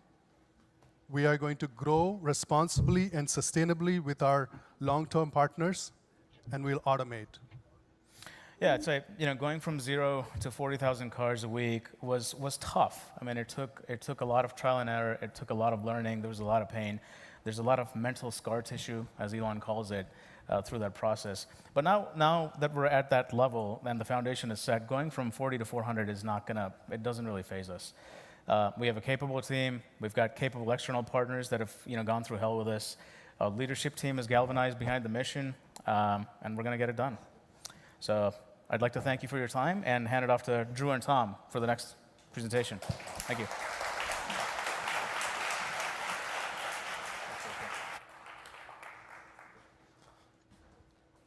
Hi, everyone. My name is Tom Drew. I'm now responsible for global production and sales and delivery service. I joined the company back in 2014, and I've been running the company's business in Greater China and APAC. Today, I'm representing all the gigafactories and talk about how we can make more cars and faster. So right now, we have 4 vehicle factories on 3 continents to serve our markets. The total number of manufacturing employees is over 65,000. This is also including our amazing team in Reno. They are making powertrains, battery packs, and drive unit for our vehicle factories. The total installed capacity in all these vehicle factories about 2 million cars a year. That said, we're always looking for opportunity to grow more capacity from the existing footprint. So you expect this number will grow over time. To build more factories is the start to building more cars, and we're certainly the expert of it. This is the before and after image showing you the progress we made back in 2019 when we built a gigafactory in Shanghai. So in 9.5 months' time, we built a greenfield project to establish the vehicle factory. And 3 months later, we started to deliver our first customer vehicle. People always ask me, how Tesla can build a factory that fast. Or a late baby human. We learned from our Fremont factory a lot. We talked to the survivor from the production hell and tried to avoid all the mistakes we made. We decided to design a straight line with minimum number of up and downs and turns for easier manufacturability and easier construction. We also challenged all the assumptions that people ever know to build a vehicle factory. When we delete and simplified all the redundancies and the buffers, that's helped us to save a lot of time. Also, we have a very strong in-house construction team in Tesla. If there ever a job cannot be done by others better, and we bring this in-house. So we have this in-house construction team, have a full control over all the activities on site, from design, engineering to construction, site management. So this team didn't just build Giga Shanghai, they also built Giga Berlin, Giga Texas, and Giga Nevada. They're really the hero behind the scenes. Like Lars shared earlier, going forward with the new platform, the more modular design and densified gigafactory, we'll be able to make more cars from even reduce the footprint. That also means we can build more factories at the same time. With the joint effort of all manufacturing teams around the globe, I'm happy to share, early this morning, we hit the 4 million mark for total Tesla ever built. And the 4 millionth vehicle actually built in this factory. When you took a tour on our shop floor, you probably walked past it.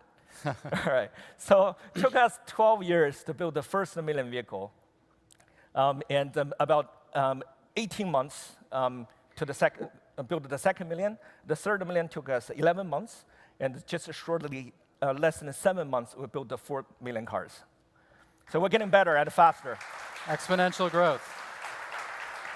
Really kudos to the team. So What it takes to ramp a gigafactory? Well, if you have 600 robots, 10,000 trained employees, or 5,000 human and 5,000 Optimus, and hundreds of processes, you can do it. Sounds simple, but it's extremely hard. So there's two key metrics that we predominantly focused on. It is the overall equipment effectiveness and the cycle time. In Tesla, we're setting the passing grade for our vehicle factories with 90% OEE and 45-second cycle time. What that means, the OEE really evaluates the equipment uptime, the machine performance, and the quality. Simply put, this is the actual production time on a good quality product versus the planned productive time. The higher, the better. The 45-second cycle time, that means you expect every 45 seconds there's a car running off the final assembly line in the factory. And the faster we ramp, the faster we can get the economy of scale. If you look at the chart on the left, Shanghai be able to significantly drop our labor hours per car during the ramp. The little dip there has happened in the last Q2 2022 because of the COVID shutdown.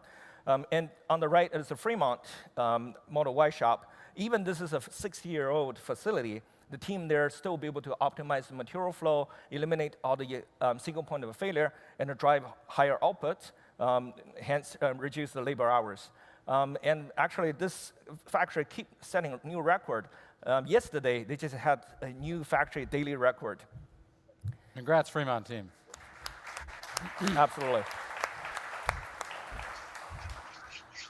So, how can we reduce the cycle time, keep improving efficiency?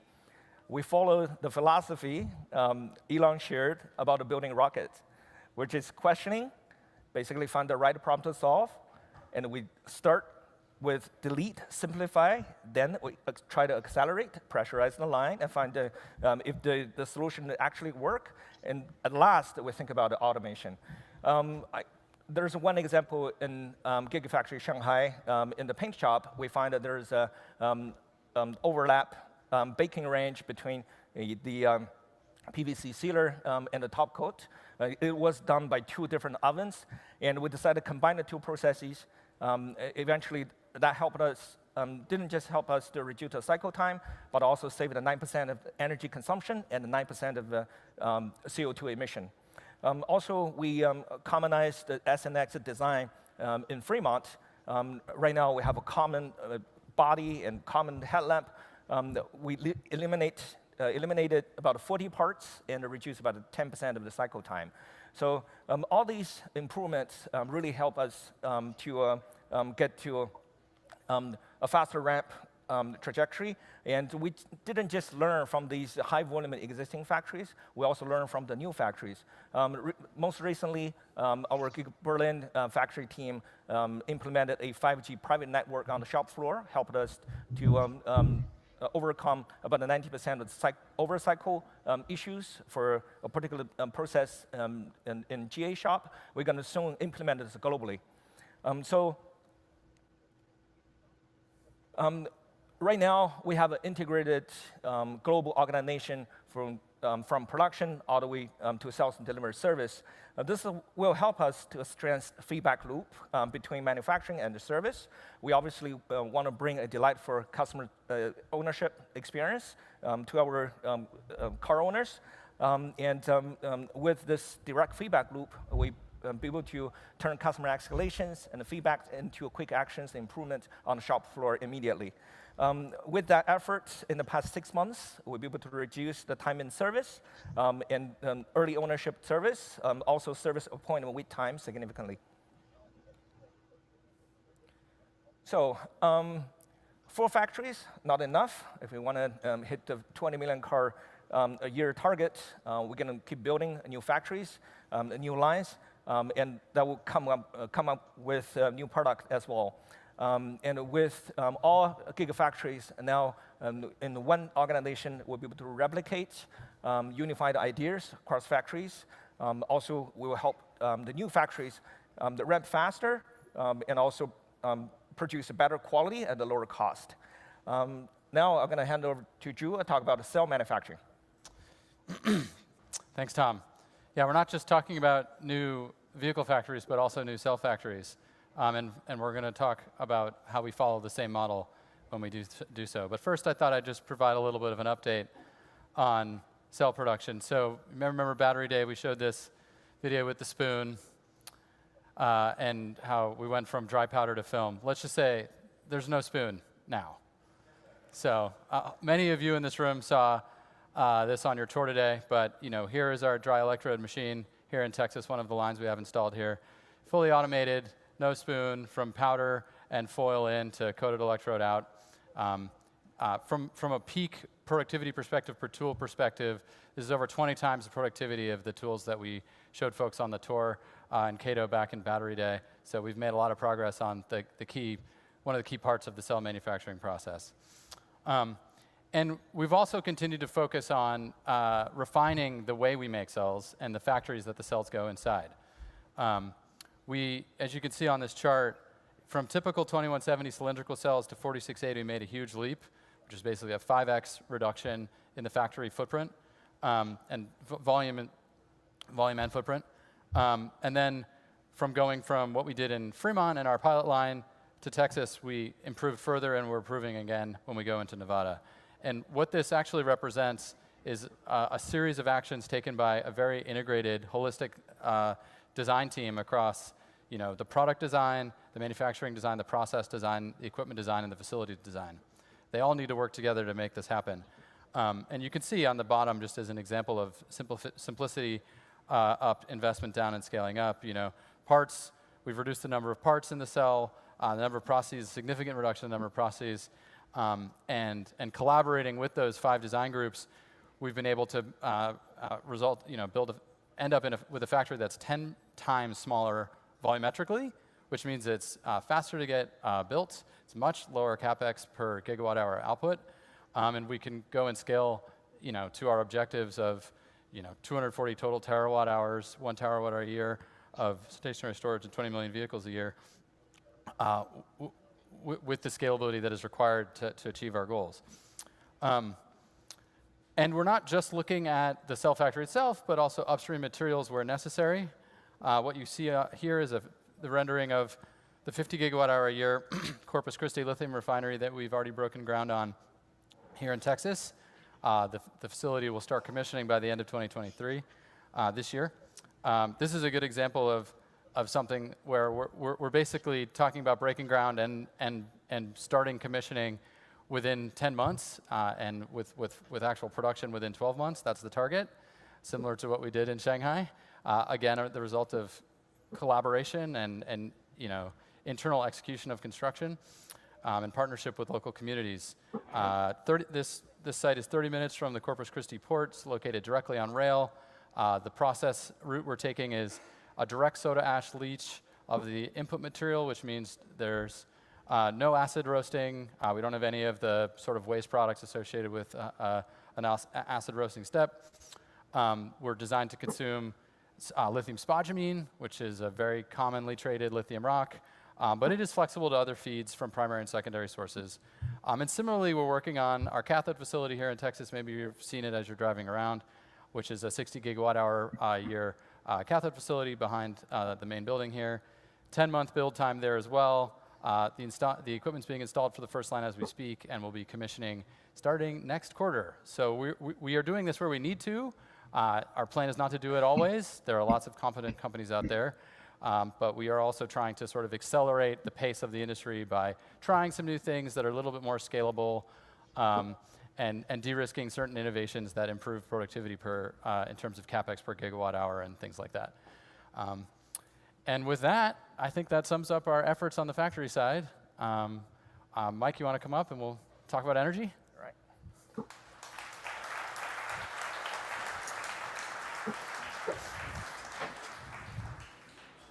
All right. Take it away. All right. Here. Hello, everyone. My name is Mike Snyder. I lead our Megapack organization. I've been with Tesla for almost 9 years. I'm excited to talk to you today about the Megapack product and the business and some of the exciting things we have ahead of us. From the beginning with this business, we have always focused on building successful projects for our customers, and not just the batteries in the box. We've built a hardware and a software platform that is able to adapt to environments all over the world, and that is able to scale from small island projects to large gigawatt-hour scale batteries. We've invested our time and our talent to best understand every aspect, every step in the process, and every risk of a project to ultimately provide a solution that is thoughtful, intuitive, provides great value to our customers, and is as plug-and-play as possible. And yeah, just looking at these projects, it's incredible to see them all come together in one montage. Seeing the future. Yeah. Compressed. It's 10 years of building these projects, and it's incredible to see the impact and to see what we have in front of us. Absolutely. We're on our 6th generation of our industrial product, which is the Megapack XL that we're building out of Lathrop, California. We've deployed over 16 gigawatt hours of industrial and residential products across 50 countries. And really, Megapack is a market leader. It's best in class in efficiency, reliability, energy density, and easiest to install, lowest cost to install. And we call it XL because it is actually the largest, heaviest object that you can transfer around the roads of the world without having to shut them down and get crazy permits and things like this. So it is extra large, and there is not going to be an XXL. Let's just say it that way. There's been incredible demand for the project or for the product. 2023 is going to be a great year. We have gigawatt-hour scale projects being built. The Lathrop factory continues to scale and ramp up, and there's new products on the near-term roadmap. So a lot to look forward to. How did we get here? Number one, a maniacal focus on all aspects of delivering stationary storage. What do we mean by that? What are some examples? As you see here, the Megapack enclosure, for one example, we designed the wireways directly into the base of the enclosure. So typically, you need to install a bunch of conduits and cables under the ground. Now you can lift them up and install them directly into the base, increasing the speed of deployment and lowering the cost. Next, we see the batteries and the power electronics. And the power electronics is really the beauty and the elegance of the Megapack. So this is what converts the DC power to AC power on the grid. The brain is built directly into the product. It is able to connect to any grid in the world right out of the box. It allows it to, all the Megapacks on a given site to work as one unit. And really, it's what makes it what it is. I think it's the most incredible feature of the Megapack. As you build out the full site, what we end up with is the most energy-dense solution on the market, upwards of 300 megawatt hours per acre. And just as a frame of reference, this solution is 2 times more power dense than a typical gas peaker plant. So this is the future. This is where we're going. This is the product that retires the fossil fuels. Yep. 1 power plant at a time. We talk about power electronics a little bit more.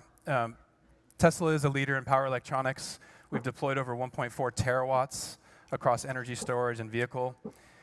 And we deliver more power electronics than the solar and the wind industry combined on a per annum basis. And power electronics, it's hard to overstate how impactful they are. They are really the glue in the sustainable energy economy between generation, storage, and the end use. Those power electronics devices are switching, thousands of times per second, hundreds of thousands of times per second to efficiently react to whatever is needed, either in the car or in the grid. And because they are so sort of software driven at their core, they can provide functionality that hasn't been available to the grid in the past. And it's one of the reasons why renewables and storage together are such a great solution. Yeah. And one reason that we focus on power electronics and control so much is because of the impact that it has on the projects directly. So just as an example here on the left, we have a firmware feature that we call virtual machine mode. And what virtual machine mode is it contributes to grid stability like a car's shock absorber that dampens oscillations or vibrations and keeps the ride smooth. So you can imagine if you don't dampen those vibrations, the vehicle could lose control or someone could get hurt. On the grid, you could have a blackout. We have one grid operator that's utilizing virtual machine mode and said they will not operate their grid at 100% renewables unless they have this feature, unless they have virtual machine mode working. Yeah, and They tried, and it didn't work very well. And why is it virtual machine mode? It's like synthetic inertia, where you turn the battery power plant into, like through software, behaving like it's a giant spinning machine, literally, and that like inertia stabilizes the grid. Right. And you don't need a giant spinning machine. You don't need like a huge fossil fuel power plant or a giant hydro turbine. You can just have the battery do it, and you can program it to whatever you need at that part of the grid, or even have it be dynamically changing as the grid conditions change. Right. And that's why we focus so much on it. We believe it's the future of how batteries are going to add value. It's going to be more about adding power stability, just as it is about energy. Yep. Yep.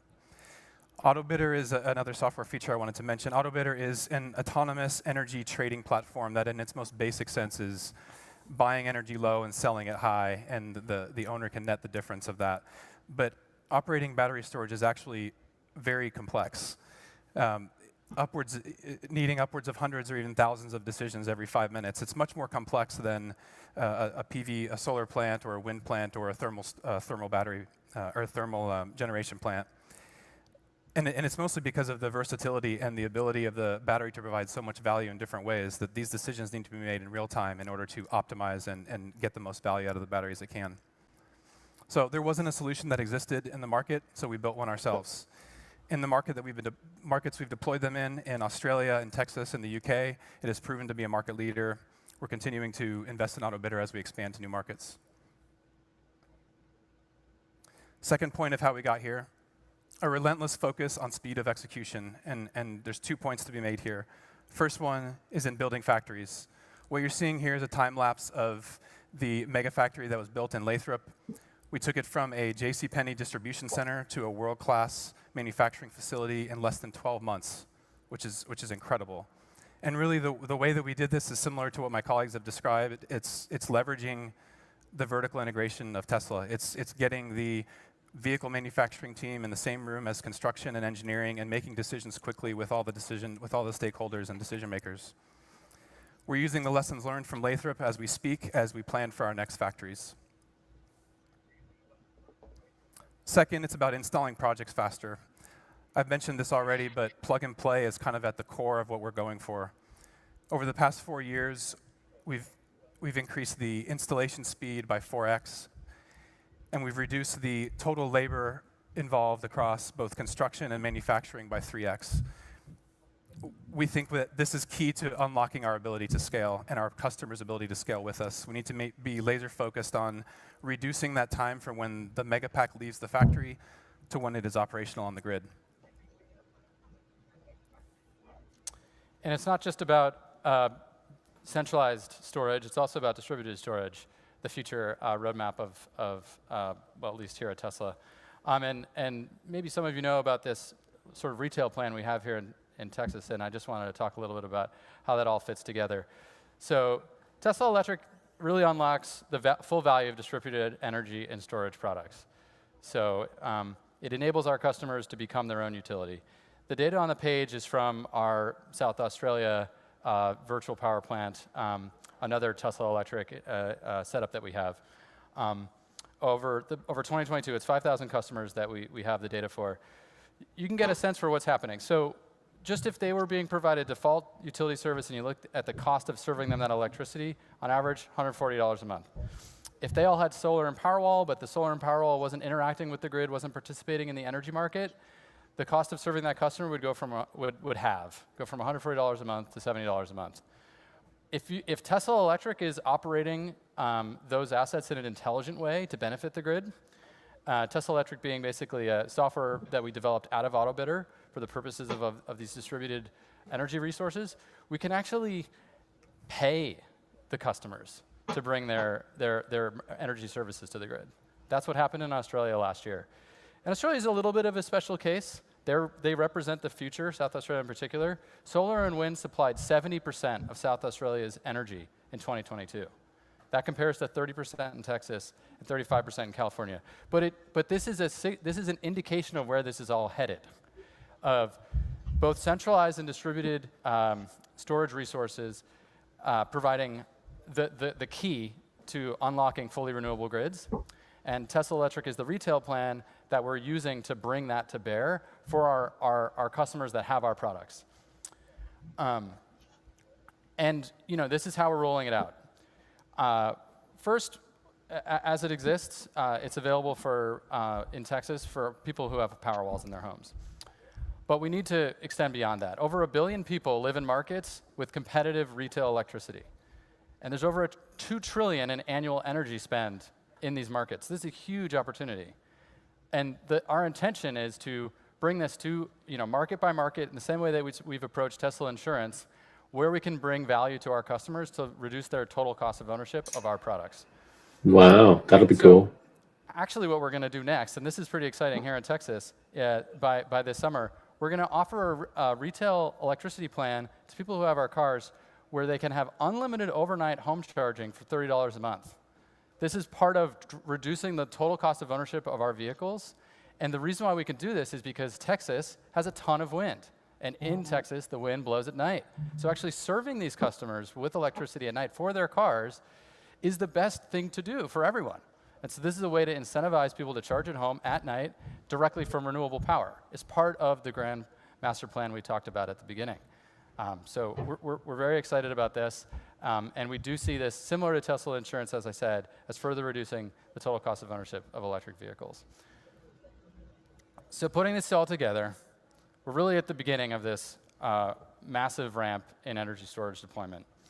And yeah, reflecting back on the master plan, we talk about needing tens of terawatt hours of stationary storage. So we have our sites set on annual production rates of 1 terawatt hour, which is 25x our capacity at Lathrop.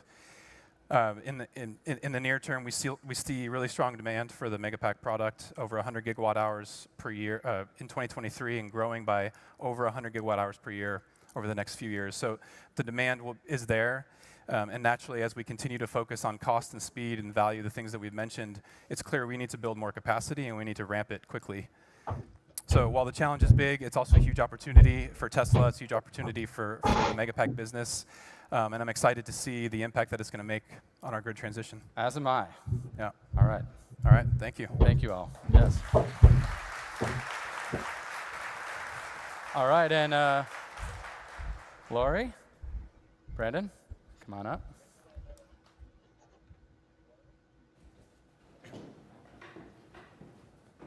Hi, I'm Brandon with the legal team. Thank you, not just for coming, but being investors.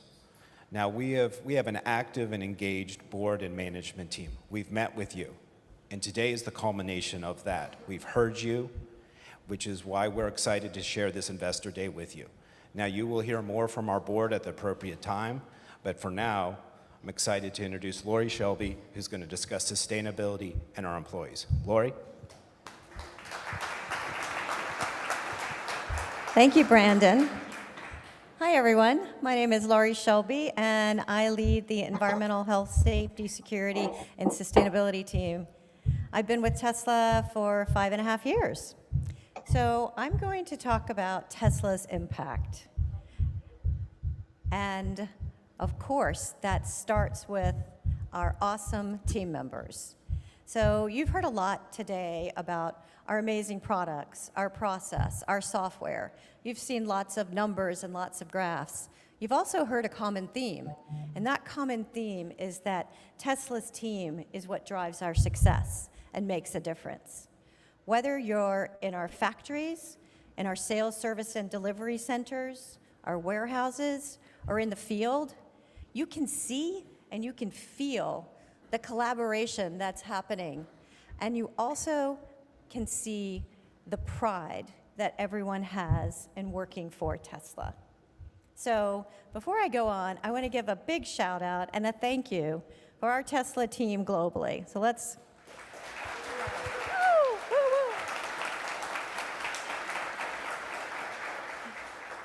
That was great. That was great. Thank you. So we are creating a lot of meaningful work through our jobs. We're a huge employer, and we're growing every day. We're at 129K. And more than half of our team works in vehicle manufacturing. And almost 60% of our team is based in the US. People want to join our mission, and we need to grow, and we need to hire the best people. Engineers want to work for Tesla. Look at number 1 and number 2, SpaceX and Tesla. In 2021, we got 3 million applicants. 3 million, that's incredible. And our culture at Tesla is anyone at any time can raise an idea or make an improvement suggestion across safety, people, cost, production, quality. Because we have a very simple process called Take Charge. And Take Charge is really employee engagement. And as take charges go up, as you can see in this graph, injuries go down. And you know why? People who do the work, the people who do the work know how to improve the work. Sustainability is everything. It's our mission. You've heard about it all day, part of our master plan. But at Tesla, we don't just tick boxes to meet a requirement. We really focus on the impact that our products and our software will deliver. In 2021, our customers avoided 8.4 million metric tons of greenhouse gas. That's equivalent to taking 1.7 million ICE vehicles off the road for a full year. Yes, yes. We're also focusing on doing really good work and driving sustainability into our operations. We have year-over-year reduction in our water use, in our waste, and we're growing and building a renewable energy program within our operations, just like supercharging, as you heard. So it's not just about our products, it's the way we make our products, both phases. Tesla, our company, is solving both sides of the clean energy equation. We've got the clean generation, the clean storage. We also have zero emission transport.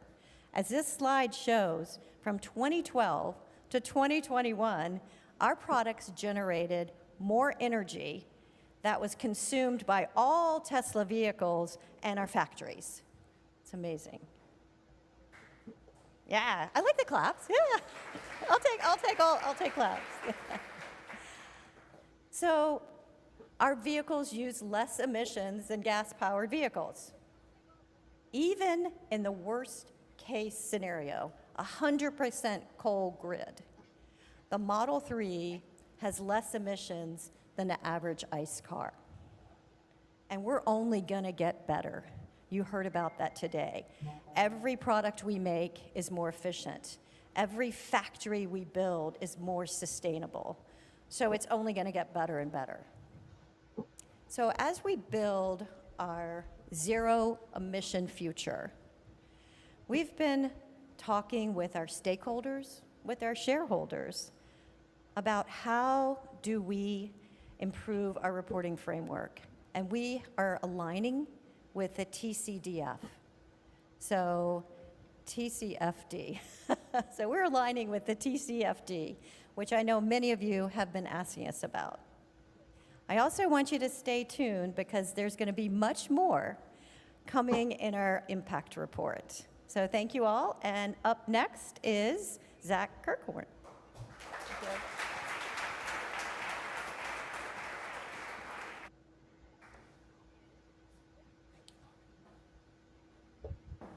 Thank you, Lori.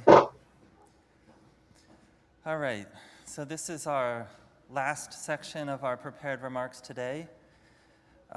We'll kind of take what we've discussed today and summarize it at the corporate level for our financials. Maybe before I jump into the details here, we've never done an investor day as a company. We've never brought our leadership team out and asked them to talk about the things that they're working on.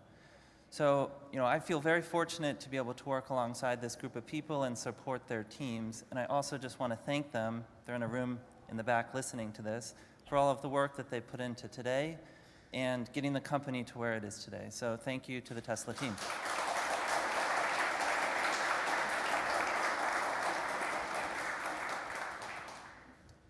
When we were preparing for today, folks were asking, well, Zach, what should we talk about?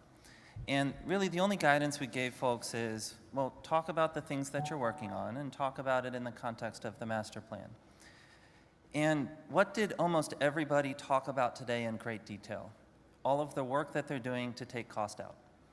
Because in this industry, in this business, you survive or you die based upon the ability to manage your costs. And so I'd like to talk about cost as well. If we look at our longest running scale production product, this is the Model 3. We reached 5,000 cars per week, which was our designed capacity in mid-2018. And since then, we've taken 30% of cost out of this product. And there's 2 points I want to make about this. The first is that cost reduction, as you have heard throughout the course of the day, is deeply ingrained in our culture. And I think one of the most important reasons why we are here today as a company. The second point that I want to make is that when we're working on cost reduction, it's easy just to take cost out and make our products worse. But we have to take cost out and improve our products at the same time. This is the hard thing to do, but it's the necessary thing to do to continue to move forward. And if you look at a version of a Model 3 that we built today, and you compare it back to a Model 3 that we built in 2018, there's a long list of improvements that we put into the car while also taking cost out of the product. Cost reduction doesn't just come from one place. There's no silver bullet here. And we pushed the boundaries on volume with the Model 3 program, increasing volume 3x over this period of time. We've improved productivity. So in our Fremont factory, we are twice as productive now as we were in mid-2018. We've made a lot of progress on overhead efficiencies and product improvements, as we've discussed, and a long list of other things, including localization, our factory in Shanghai. And as we ramp up volume and as we find efficiencies, we work with our suppliers to do the same. And that leads to material cost reductions that improve the affordability of our products. And as we look forward to our next-gen vehicle, our target is to reduce 50% of cost, and we've talked about that a bit earlier today. Going from the Model S and X platform to the 3 and Y platform, we took out 50% of cost, so the task here is to do it again. And this is very important because as we improve affordability, the number of customers who have access to our products dramatically increases. And as we link this back to our master plan, it enables an exponential growth in our volume with linear reductions in the cost of our products. The second point I'll make here is that, and again, cost reductions don't come from any single one place. And so you can see the buckets here on the vehicle side, battery and powertrain, manufacturing cost reductions, and others. These buckets are relatively equal in size. And so in order to take 50% of the cost out of the product, we have to go through everything. But more importantly than just the cost of the car up front, when we're transitioning to a sustainable economy, particularly with vehicle ownership, it's really important to think about the lifetime cost of the products. And this chart here is showing what the total cost of ownership per mile is over the course of 5 years. And we have to think about financing costs, insurance costs, the cost of power. Drew talked a little bit about that with the plants that we're doing in Texas, wear and tear and maintenance on the cars, et cetera. And we're already at a place today in the US where a base Model 3 on a cost per mile basis is less than a Toyota Corolla, which is the highest selling car in the world. And as we move towards our next-gen platform, we will continue to reduce this. And as we work on robotaxi variants of this platform, this cost will come down even further. And so this is a product that we expect to have substantially lower cost per mile than the highest volume products in the world. The next thing on cost reduction I want to talk about is operating expenses. We spend a lot of time on our earnings calls talking about gross margins and product cost. We don't spend a lot of time talking about OpEx, but I think this is one of the really important parts of our story. So since 2018, we've reduced our non-GAAP OpEx 60% as a percent of revenue and 75% on a per delivered car basis. This is quite staggering, and I want to go into the details about how we've done this. The first component of OpEx, which is R&D, the single most important thing here is that we constrain the number of programs that we work on, so minimizing the number of programs that we're running in parallel. And the key here is to maximize the revenue and cash generated from every program that we work on, and also maximize the technology sharing between the programs. So we talked a little bit about how power electronics in our energy business is shared with power electronics in our vehicle business. If we look at the SG&A side of this, I think the story here is pretty dramatic. So we're showing here a comparison of SG&A per car delivered compared to the traditional auto industry, which is both an OEM and the dealership network. And our estimates are that we're 60 to 70% lower on a per car basis. And if you turn this into dollars, this is many thousands of dollars per car. This is part of the reason why on the last earnings call, I made the comment that we think about operating margin more so than gross margin as a company, because the integration that we have here on the SG&A side, particularly with vertical integration into our dealership network, this provides efficiencies that give us a competitive advantage from a cost structure standpoint relative to other companies. The other thing that I'll note here is that this wasn't always the case. And it wasn't that long ago where these bars would be inverted. And if we go back a little bit in time, and we talk about when we launched Model 3 in the Fremont factory, we went from 2,000 cars per week, which was S and X, adding 5,000 a week to that for Model 3 got us to 7,000 cars a week. You've heard some folks here today talk about production hell. What I don't think we've ever talked about as a company is back office operations hell, which also happened at the same time.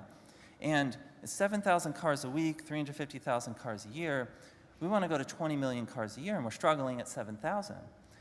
And we're saying to ourselves, we have to completely rethink the way that we're managing our back office operations if we have any hope of efficiently scaling this company.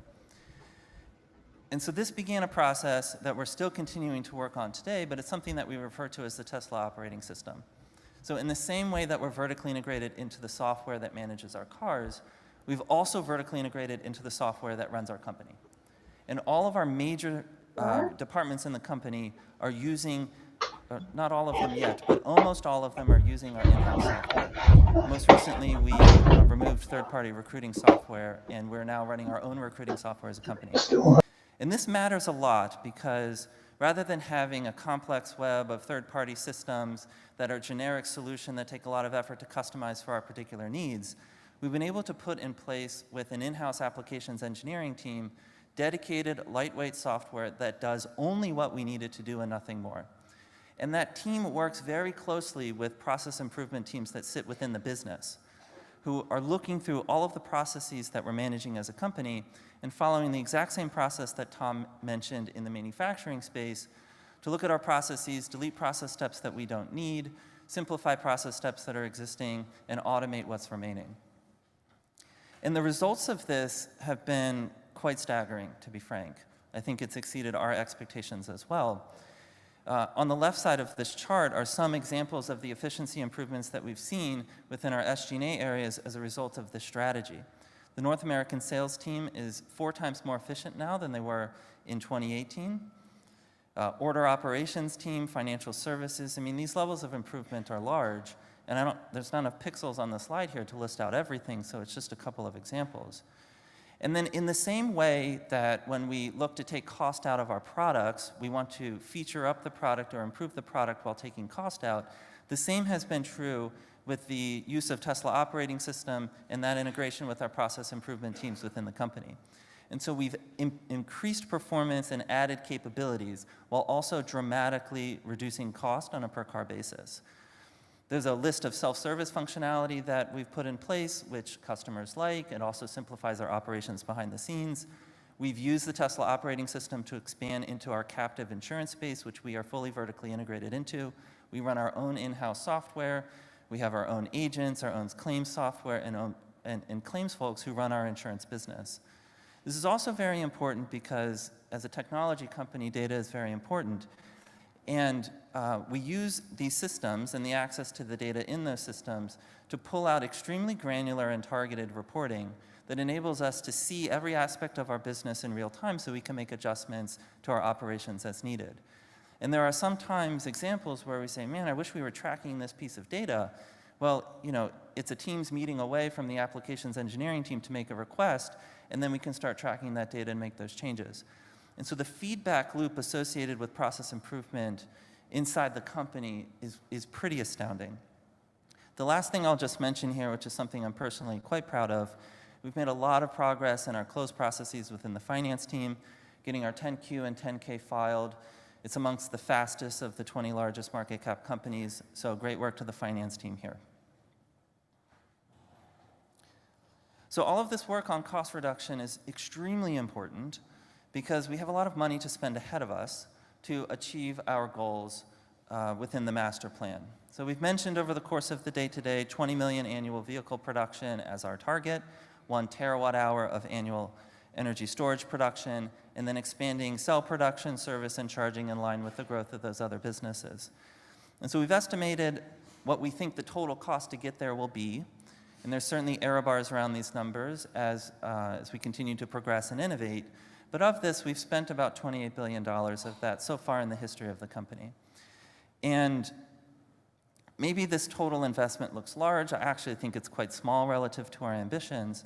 And if you look at our 2022 operating cash flows and you just say, well, let's assume some modest growth to that, maybe not all that much, if you're being conservative, but the ability to pay for this level of investment from the forecast that we have is very achievable for us. I'm often asked about capital allocation. I think our strategy here is very straightforward. I touched upon it a little bit in our last slide, but just to be explicit about it, obviously the priority here is to ensure that we're using capital to run the day-to-day operations of the business. This is a working capital intensive business, and this has to be managed very carefully. And so, over the course of a quarter, there can be multi-billion-dollar swings in our cash balance up and down, just depending upon the timing of when we build and deliver cars. So we obviously have to have money set aside for that. Downside protection is another really important area where we have money set aside for that. And over the last couple of years, throughout the pandemic, I think this just highlights why being ready for downside protection is important. Preserving daily operations is the engine that then generates cash that allows us to reinvest into the growth of the business. And I'm very proud that over the last couple of years, despite the ups and downs in the macro environment and interruptions to supply chains, we have never once pulled back on our investments in growth, so that remains a huge priority for us. We do then, after investing in growth, we look at opportunistic ways to spend our cash. These are more financially oriented, where if a return exceeds a hurdle, then we can place cash in that. This is part of our story of cost reduction in the Fremont factory. And then on the excess side, this is where the board meets on a regular basis and they're thinking about what our cash flow projections are looking forward and whether it makes sense to do buybacks or dividends. So to wrap up the finance portion of the presentation today, a couple of key messages I just want to leave you all with here is that we use innovation at an intense level to drive costs down and improve the efficiency of the business. And the reason this is so important is it allows us to improve product affordability. And this is particularly the case when we move to our next generation platform. Improving affordability allows us to comfortably make investments that grow volume. That volume generates cash that then allows us to make more investments. And as we integrate that going forward, it's our belief as a leadership team here at Tesla that we're going to achieve unprecedented scale in the manufacturing space. And this is what's ultimately required to accelerate the world's transition to sustainable energy. So with that, this completes the prepared portion of today. We're going to take a short break, and then we'll resume with a live Q&A. Thank you all very much. So 20 million would replace either all of North America or all of EU's capacity for 2022. We're looking at 22.8 for North America or 23.5 for EU. Eastern Europe is 7, and Middle East is 4.4, but Asia Pac is 77 million. Incredible numbers. Incredible numbers. And quite overwhelming. There's a lot of detail in this presentation. Maybe too much. Yeah, we're pushing I on. was expecting like 90 minutes. Yeah, we're pushing on 3 hours now. 4. This is well, we started for the show, yeah. 4:30. Yeah, we started right? early, yeah. So, this is just a lot. It is. And we haven't heard anything about new factories, right? Haven't heard anything about anything. Just that they would need them. Right. All they're saying is they need them. They're not even saying how many they need at this point, although Right. we've heard that number before. But I'm curious if once the 4680s at Giga Nevada ramp up, if they'll redo the 2170 line, because that's enough for 4 more of those modules that they were pointing out there. That's a lot of batteries. Well, that's the thing with the movement of getting better over time and redesigning as you're getting better, so that the next iteration is even better. Is eventually you do have to go back to those original systems and rework them so that they can be as efficient as your second and third and fourth generation systems as well. So it's like we saw with the vehicles themselves. The Model X and X Plaid are basically improvements that they got from Model Y. Yeah.